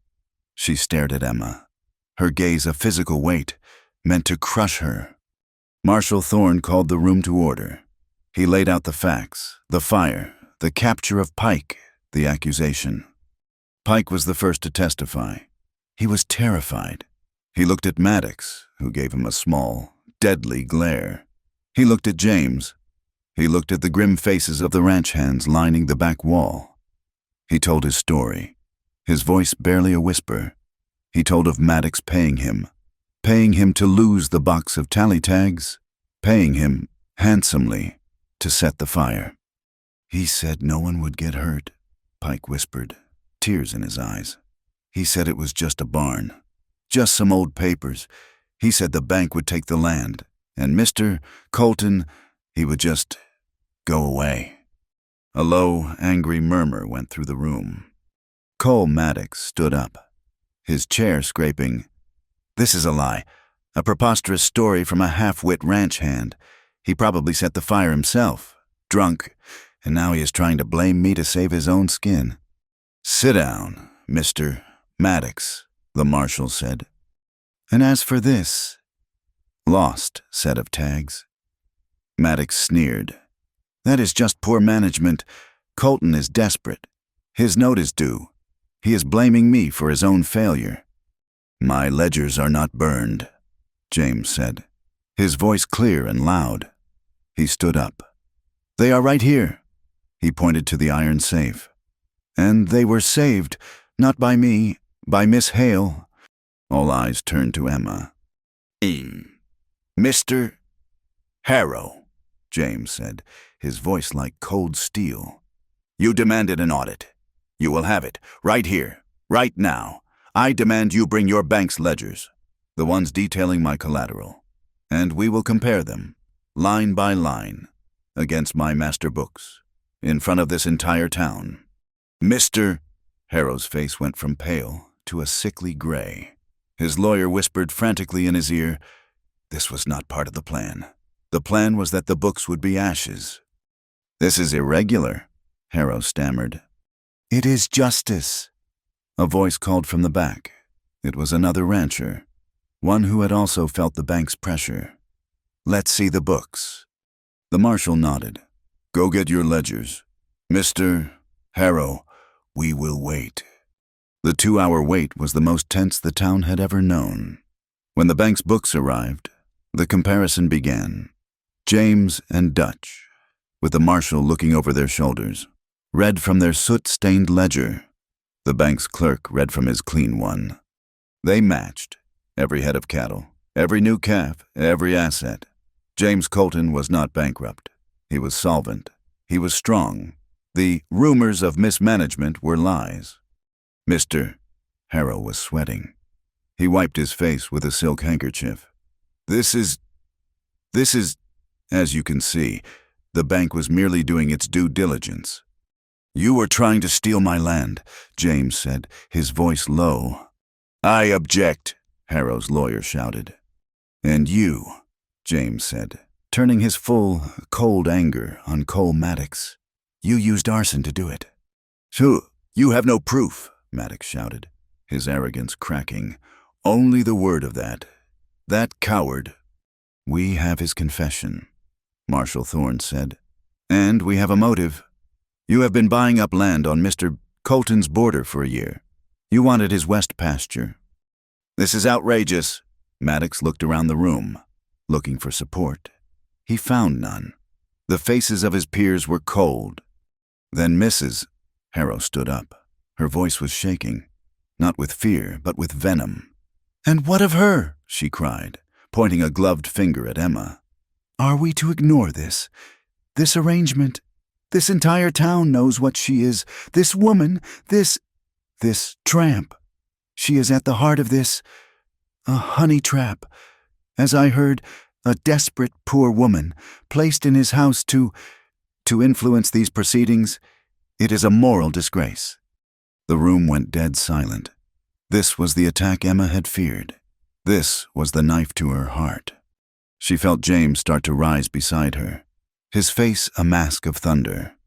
But Emma put her hand on his arm. She stood up, slowly. Her hands were not shaking. She looked at Mrs.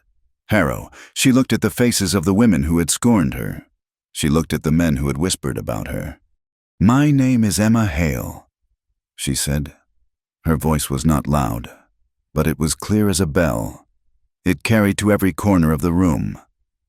"I am not a honey trap. I am not a tramp, and I am not a stray." She turned to the town. "I will tell you my story, and you will listen." The town was as quiet as the snow-filled woods. 3 years ago, the fever took my family. I buried them with my own hands. This town offered me pity. She looked at Mrs. Harrow. "It offered me charity. I refused. I went to the mountains to live alone, to be in no one's debt. I built my own house. I hunted my own food. I survived. Then the blizzard came, the worst one in memory, and the wolves. They were at my door." Her voice was steady, like dry pine. "And then I heard a child scream. Every part of me, every lesson of my survival, told me to keep the door closed. A closed door keeps the wolves out. But I heard that child, and I opened my door." She looked at James. "I opened my door to this man and his daughter. They were freezing. The wolves were on them. I gave them one night's shelter. That was all. But the storm did not end. We were trapped. This man, Mr. Colton, he did not take my charity. He went out into that blizzard, at the risk of his own life, to hunt, to pay for the meal we shared. He came back half dead, but he came back with food. He went out again into 20 miles of snow to bring back wood and nails, to fix my roof, a roof that was leaking." She looked back at the crowd. "He did not offer me a position. He offered me a bargain, a chance to work, to earn my keep, to see if his daughter, a child who had not smiled in 2 years, could find her smile again. He offered me a deal, as an equal, and he promised me that if I was not enough, I could leave with my dignity." She stood taller. The soot on her face looked like war paint. "Last night, his barn was burning. The barn that held his proof, his honor. And yes, I ran into that fire. I ran in to save those books. Was it to influence you? Was it a honey trap?" She looked at Mrs. Harrow, her eyes blazing. "I did it because he was the first man in 3 years who did not offer me pity. He offered me respect. I did it because he is a good man. And I did it because his daughter holds my hand and calls me by my name." She finished. The silence in the room was absolute. It was so quiet. Emma could hear the sound of a horse shifting its weight in the street outside. No one was whispering now. They had come to see a scandal. They had seen a woman's soul laid bare. They had heard a poor woman speak, not with a plea for help, but with a voice of pure, unshakable dignity. Mrs. Harrow slowly sat down. Her face was bloodless. She had been defeated, not by a law or an argument, but by the truth. Cole Maddox saw his support evaporate. The men he had counted on, the other ranchers, were looking at him with open contempt. Marshal Thorne stood up. "Cole Maddox, I am arresting you on the charge of conspiracy to commit fraud and arson, Mr. Harrow. This town's council will be meeting tonight. We will be reviewing your bank's charter, and I expect a full public apology and restitution to Mr. Colton for the damages." The public opinion had not just shifted. It had broken like a dam. The whispers were now of a different kind. They were whispers of awe, of respect. As the crowd filed out, a few people stopped by Emma, one of the ranchers' wives. A woman who had been with Mrs. Harrow in the store touched her arm. "Miss Hale," she said, her voice low.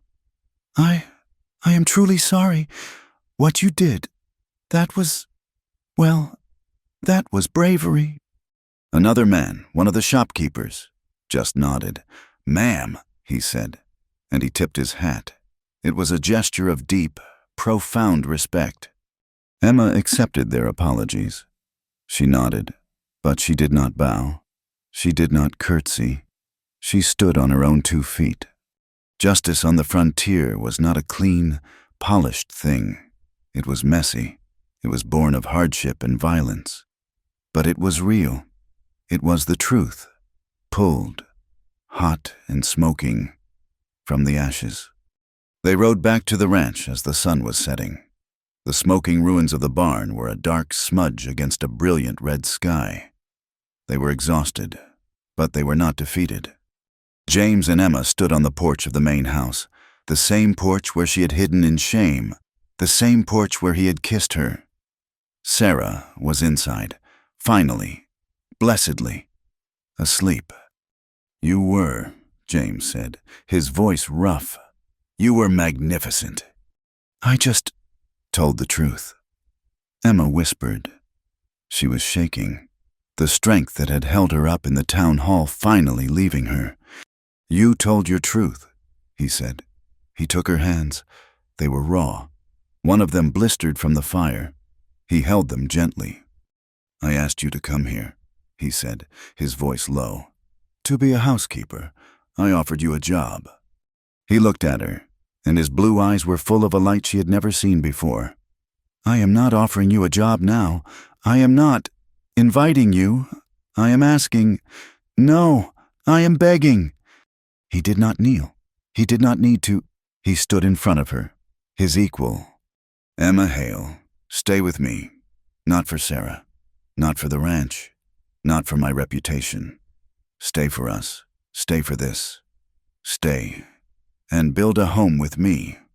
He paused, his grip tightening on her hands.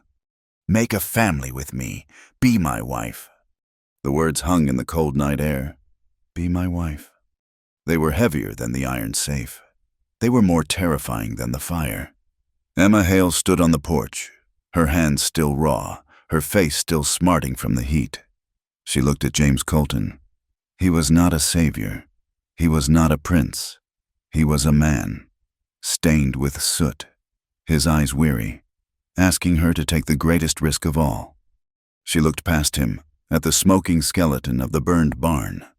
Beyond it, in the darkness, she could feel the presence of the mountains, the high meadows, the small cabin that had been her world.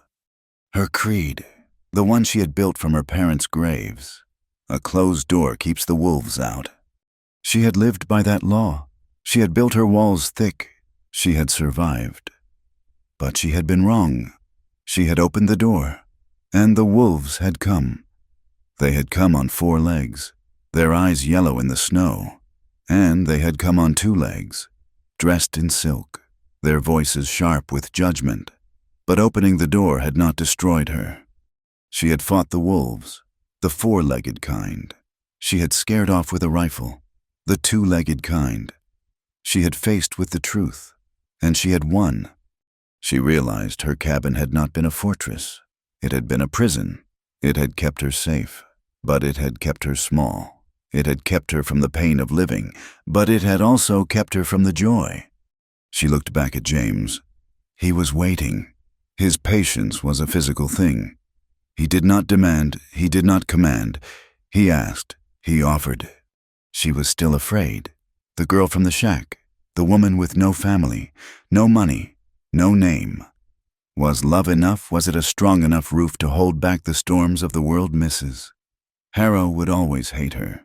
The town would always whisper. She would always be the woman who had come from nothing. She remembered standing in the town hall. She had felt her legs shake. She had wanted to run, but she had stayed. She had spoken, and the strength had come. It had come because she was not just fighting for herself. She was fighting for James, for Sarah, for the truth of their small, new family. Before she could find the words, a small sound made them both turn. The heavy front door of the house creaked open. A small figure stood in the shadows of the hallway. Sarah. She was wrapped in her thick quilt, her small feet bare on the cold wooden porch. Her dark hair was messy from sleep. Her eyes were wide. "Papa," she whispered. Her voice was thin. "Miss Emma, I heard. I heard the voices." James's entire posture changed. The intensity of the suitor vanished, replaced by the instinct of the father. He knelt, holding out a hand. "It is all right, little bird. Go back to bed. It is too cold out here." Sarah ignored him. She looked at her father, and then she looked at Emma. She walked slowly, deliberately, across the porch. She did not go to James. She walked straight to Emma. She did not hug her. She did not cry. She just pressed her small body against Emma's side, burying her face in the scorched wool of the blue dress. She wrapped her small arms around Emma's waist. "I was scared," Sarah whispered into the fabric. "The fire it was too loud." Emma's hands, of their own accord, came up. One hand settled on the child's back, the other gently stroked her hair. "It is gone now," Emma murmured, her voice thick. "The fire is out. We are all safe." Sarah tilted her head back, looking up at Emma. Her face was small and serious in the starlight. Her eyes were full of a complete, unconditional trust that pierced Emma's last defense. "I told the girls at the supper," Sarah said, her voice clear and proud. "I told them you were my new mama. I tell them that all the time, even when Papa is not listening." The child's words, a simple statement of fact, a choice made without bargains or conditions. It was not a debt. It was not a job. It was a belonging. Sarah looked over at James. "See, Papa, she is our Emma." Emma looked over the child's head. Her eyes met the eyes of James. The fear was gone. The doubts, the whispers, the terror of not being enough. All of it was washed away. This small child had spoken a truth so powerful it had leveled all her walls. The door was not just unlocked. It was wide open. Emma's heart, the one she had guarded for so long, felt like it was finally, painfully, beating in a regular rhythm. She gave James a single nod. She did not need to shout. She did not need to cry. The word was spoken for him, and for the child. "Yes," she said, "I will." A long, shuddering breath left James. He closed his eyes for a single second, a look of profound, weary relief smoothing the lines of soot on his face. He put his large hand on the top of Sarah's head and his other hand on Emma's shoulder. He drew them both toward him. He did not say a word. He just held them. The three of them stood on the porch, a circle, complete. They did not wait. The frontier did not reward waiting. Life was a thing to be seized, held tight. The preacher from town, a man with kind eyes who had watched Emma's testimony in the town hall, rode out 3 days later. The wedding was not held in the grand parlor, which was still stuffy and smelled of old furniture. It was held in the main barn, the one that had been saved. The great doors were open, letting in the clean, cold sunlight. The guests were not the town's elite, Mrs. Harrow was not there. The benches were filled with the ranch hands, their faces scrubbed clean, their hair slicked down. Silas, the grumpy cook, sat in the front row, a strange, watery smile on his face. Dutch stood where a father would stand. They were the men who had fought the fire. They were the men who respected her work. They were her true witnesses. Emma did not wear white lace. She wore the blue wool dress, which she had carefully mended and cleaned. The smell of smoke was gone, replaced by the scent of lye soap and fresh air. Sarah had picked a small, tough bouquet of late wildflowers from the meadow, bright purple and yellow against the snow. She had tucked a few of the blossoms into Emma's braided hair. James stood beside her. He wore his best suit, and his eyes never left her face. The preacher's words were simple. He did not speak of angels or heaven. He spoke of the hard ground. He spoke of sparing, of hardship, and of the grace of rebuilding. He spoke of the courage it took to build a home. James placed a ring on her finger. It was not a glittering diamond. It was a simple, wide band of yellow gold. It was heavy and solid and wonderfully warm against her skin. When the preacher asked her if she would take this man, She looked at James. She said, "I do." The words were the easiest she had ever spoken. When it was done, when the preacher said, "I present to you Mr. and Mrs. Colton," a cheer went up from the ranch hands. It was not a polite clap. It was a roar of approval. The fiddler struck up a tune. James smiled, the smile she had seen so rarely. It transformed his face. He held out his hand. "May I have this dance, Mrs. Colton?" She placed her hand in his. He led her onto the swept barn floor. He put his hand on her waist, and they began to waltz. She did not look at her feet this time. She looked only at his eyes. They moved together, a single unit, turning in the sunlight. Dutch, standing by the door with his hat over his heart, raised a tin cup of cider. "To the mistress," he called out. The cheer went up again. "To the mistress." That night, the house was quiet. The celebration was over. Sarah was fast asleep in her bed. Emma stood on the porch, breathing in the cold night air. She heard James come up behind her. He did not speak. He just wrapped his arms around her waist, pulling her back to rest against his chest. She leaned into him, feeling the solid, steady beat of his heart against her back. "Mrs. Colton," he murmured, his voice a low rumble in her ear. She smiled, closing her eyes. "It is a good name. It feels solid." "It is your name," he said. He gently turned her to face him. He kissed her. It was not the gentle, promising kiss from before the fire. It was a kiss of certainty. It was deep and slow and sure. It was a husband's kiss, a claiming, a welcome. It held all the warmth of the fire burning in the hearth inside. A tiny sound, a floorboard creaked. They broke apart. The front door was open, just a crack. A single dark eye and a messy patch of hair were visible. Sarah was peering out. Emma, seeing the child, laughed. It was a sound she did not recognize in herself. It was a full, warm, easy laugh of pure joy. James saw his daughter. He laughed too, a deep, full sound that echoed her own. He held out his free arm. "Get over here, you spy."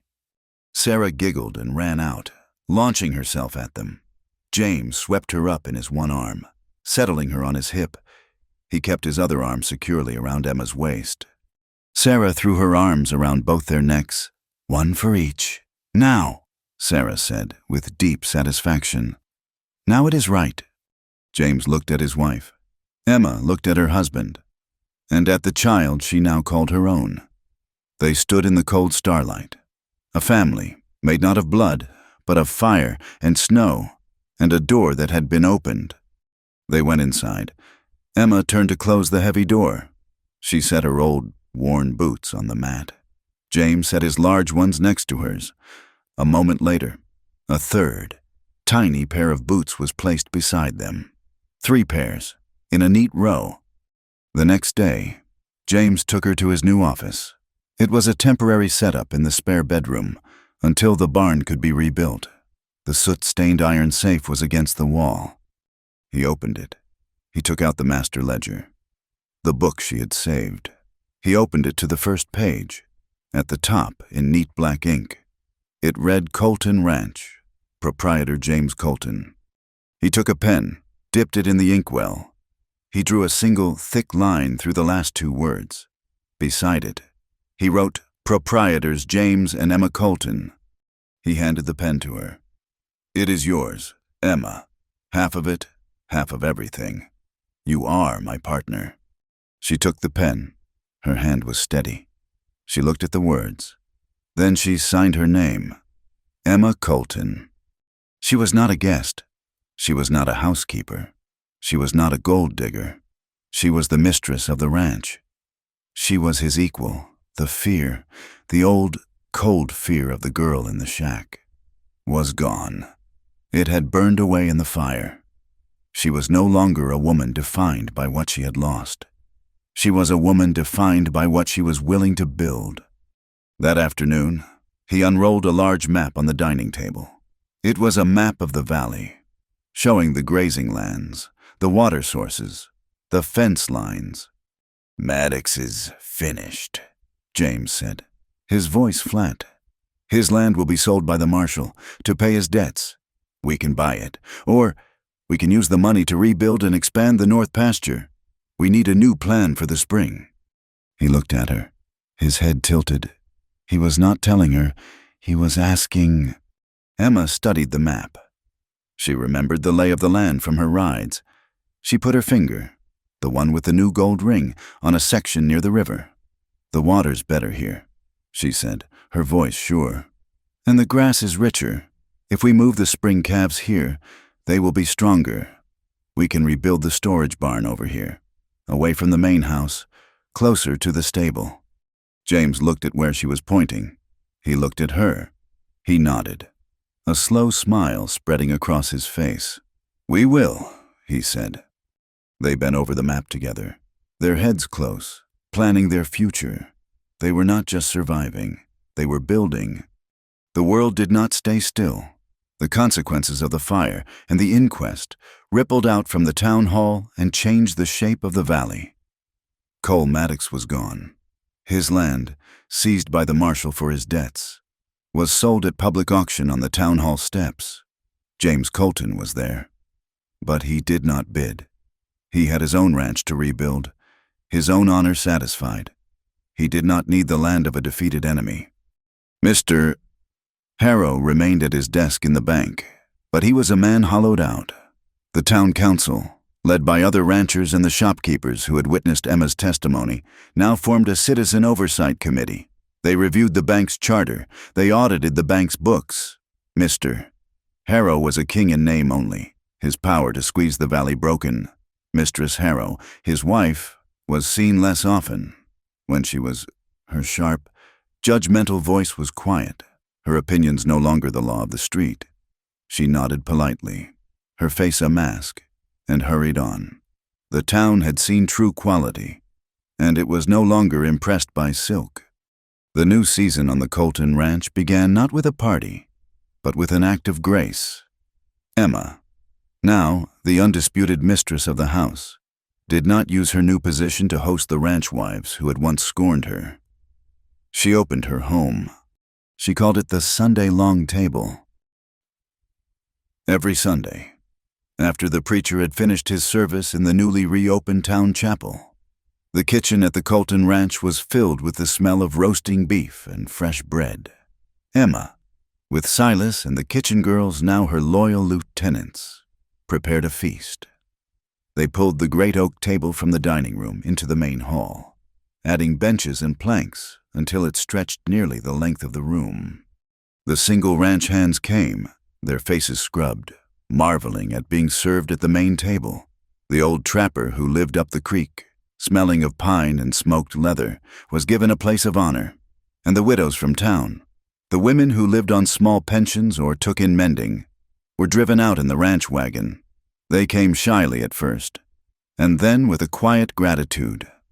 Emma did not serve them with the air of a great lady bestowing charity.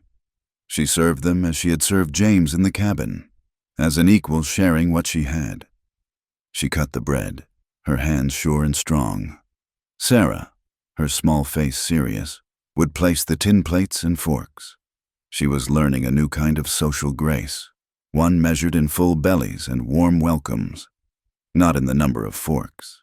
It was Emma's quiet answer to Mistress Harrow. It was her declaration that this ranch would be a place of strength, and that strength would be shared. Winter finally, stubbornly, released its grip. The great snow-laden silence was broken by the sound of running water. The creek swelled. The prairie, brown and dead, showed a faint, improbable green. And with the spring came the season of new life. Calving season. It was a time of brutal, ceaseless work. The herd was a living, moving thing, and it was vulnerable. The nights were still cold, and a newborn calf, wet and steaming, could freeze to the ground in minutes. James lived in the saddle, his eyes raw from lack of sleep. But this year, he was not alone. Emma was with him. She rode the line, her own mare a strong, steady presence. One night, a fierce, wet snow blew in, a final, spiteful slap from winter. James found a young heifer in trouble. Her calving stalled, the small animal too weak to push. He and Emma worked together in the lantern light, the snow swirling around them. Emma was not squeamish. She was the woman who had skinned her own rabbits. Her hands were small but strong.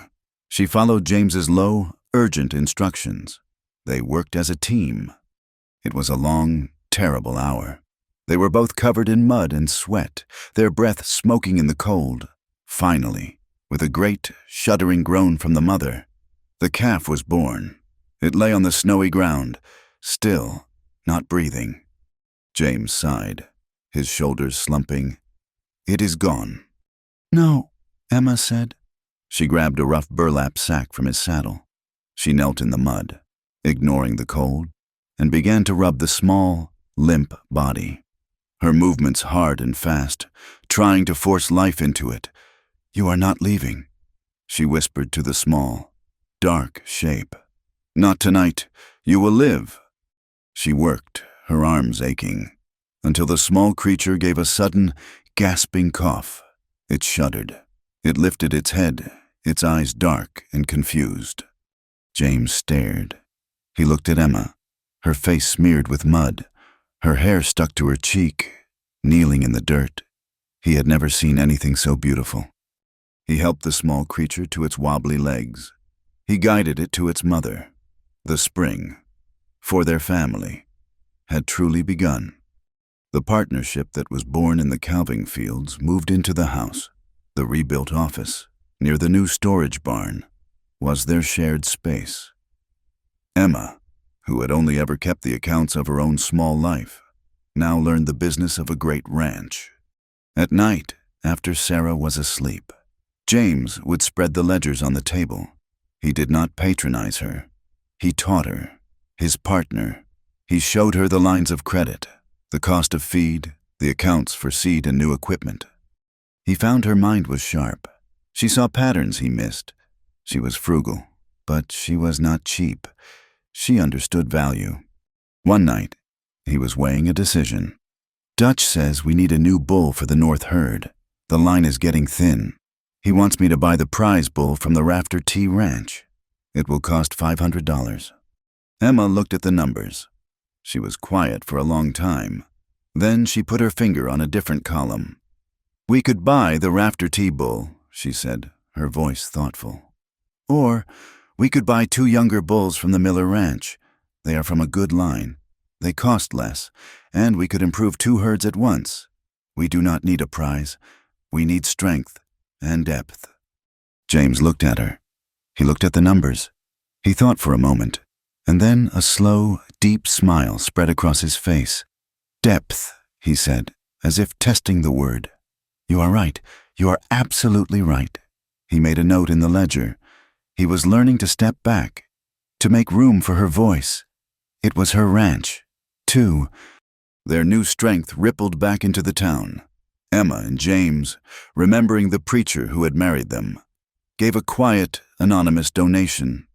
The church, which had been struggling, suddenly had funds to repair its roof and buy a new wood stove.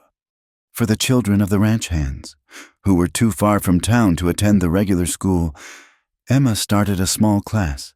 She held it in the main hall 3 afternoons a week. She taught the older ones to read from an almanac and a worn copy of Shakespeare that had been James's father's. She taught the younger ones their letters, drawing them on a slate. It was a bridge to the town, a quiet message that the Colton Ranch was not an empire unto itself. It was part of a community. But the most important work of healing was done in the house. One rainy afternoon, Emma was sorting through a large cedar chest in the attic. It was full of clothes and linens. At the very bottom, she found a set of curtains. They were soft wool, creamy white, and someone had embroidered them with small, shy blue flowers. They were Sarah's mother's. Emma felt a pang of something, not jealousy, respect. She took the curtains downstairs. They smelled of cedar and thyme. She washed them, gently, by hand, and mended a small tear in the hem. She went to Sarah's room. Sarah was on the floor, playing with a set of wooden blocks. "I found these," Emma said, holding up the curtains. Sarah's hand, halfway to building a tower, froze. She looked up. Her eyes went wide. Those are Mama's curtains.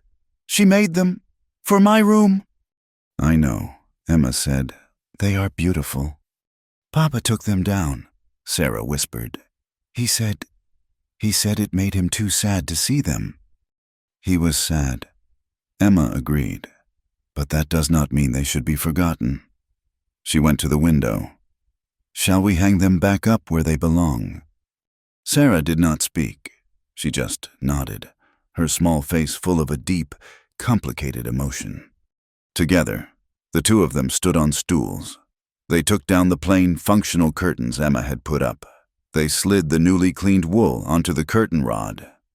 When they were done, the room was transformed. The light, filtering through the white wool, was softer. The small blue flowers gave the room a gentle, quiet life. Sarah stood in the middle of the room, just looking.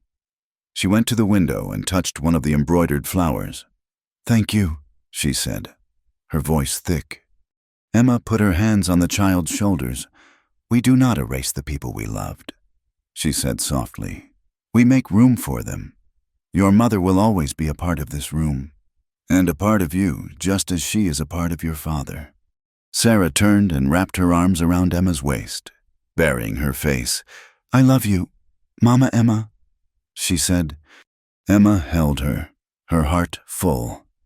She was not a replacement. She was an addition. The house was big enough for all of them. The night settled into a new, comfortable rhythm. The exhaustion of the day, the hard, physical work of the ranch, gave way to a quiet peace. They would sit in the parlor, the fire burning low. James would read the newspaper, which now came on the train twice a week. Emma would mend a shirt, or go over the kitchen accounts. Sometimes they just talked. She would tell him about Silas, who had finally admitted her bread was better than his. He would tell her about a new foal, or a fence line that needed mending. They would laugh, quiet, shared laughter over the small, simple things that made up a life. Later, in their room, the intimacy was in the silence. It was in the shared, comfortable space. He would undo the braid in her hair, his fingers gentle. She would help him unbutton his cuffs, her hands no longer rough, but still strong. He would kiss her, a slow, deep kiss that held no desperation, no fear. It held only the sure, steady warmth of a home. He would turn down the lamp, and the room would fade to a soft, firelit darkness. One evening in late spring, Emma stood on the porch, alone, breathing in the smell of the warm air, the scent of pine and damp earth, far away. So far she could barely hear it. She heard a howl, a wolf. She did not flinch. She did not even turn her head. It was just a sound. It was part of the wild world, but it was distant. It was no longer at her door.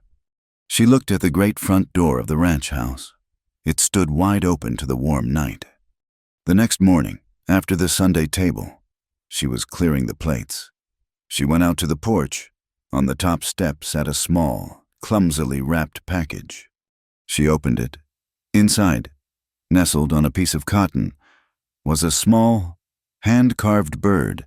It was rough, but it had a certain charm. With it was a piece of paper, a note. The handwriting was shaky. It did not contain a name. It said only, "Thank you for the meal." Emma looked at the note. She knew. She did not know how, but she knew. It was from one of the women, one of the ones who had whispered, one of the ones who had called her a stray, one of the widows who now came to her table every Sunday. She did not need to know the name. It did not matter. She smiled. A small, private smile. She took the wooden bird inside and set it on the kitchen windowsill, where it could catch the morning light. The new day did not break. It seeped into the valley, a slow tide of pearlescent gray light that turned the high clouds pink. The air was still, and cold and clean. Down in the pastures, a thin silver mist clung to the grass, and the backs of the cattle were frosted with dew. From the bunkhouse, the sound of a small iron bell rang, sharp and clear, calling the men to breakfast. On the porch of the main house, they stood and watched the world wake up. James Colton stood on the top step, a thick mug of coffee steaming in his hand. He was not looking at his herds or his fences. He was looking at his wife. Emma stood beside him, her back resting against the porch post, her own mug held in both hands. She was not looking at the mountains or the smoking chimney of her kitchen. She was watching her daughter. Sarah, now almost 8, was in the yard, her face serious. She was trying to teach a new ranch dog, a gangly brown puppy, to sit. The dog was more interested in her shoelaces. Sarah's small, clear laughter pealed in the quiet air when the puppy tumbled over in its own excitement. She was dressed in sturdy trousers, a small, worn hat on her head, her dark hair in a single thick braid down her back. Emma smiled, a slow, easy smile that was no longer a stranger to her face. She took a sip of her coffee. The silence between her and James was not empty. It was full. It was the comfortable, wordless language of a shared life. She thought, for a fleeting moment, of that other morning, the gray dawn in the cabin, the world outside a wall of white, the terror of the impossible snow. She remembered the mathematics of survival, the fear of a dwindling wood pile. It felt like a story from another life, a story told about someone else. Sometimes, she thought, salvation does not come in a bolt of lightning or a grand rescue. Sometimes it arrives in the middle of a blizzard, in the shape of 2 strangers, freezing and desperate. Sometimes, courage is not about fighting. It is not about keeping the door barred against the world. Sometimes, the greatest courage is just the simple, terrifying act of pulling the latch and opening the door one more time. He is going to favor that left foreleg if you are not careful. Dutch, James said, his voice a low rumble. He did not raise his voice. He did not need to. The foreman, halfway across the yard, heard him and nodded, turning to look at the new horse James was pointing to. James turned back to Emma. The irrigation plan. I think we are ready. Emma nodded, her mind instantly shifting to the map that now lived on their office wall. The high pasture ditch first, before the summer heat. We will need to hire a crew. 10 men, at least, for a month. I was thinking the same, he said. And the town, the market. This was their new project. The harvest supper was for their ranch, but Emma had wanted more.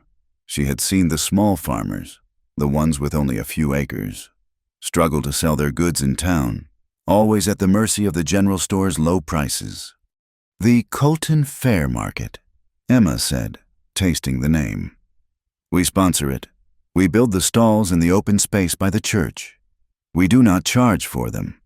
Anyone can come and sell what they grow. A fair price. No middleman.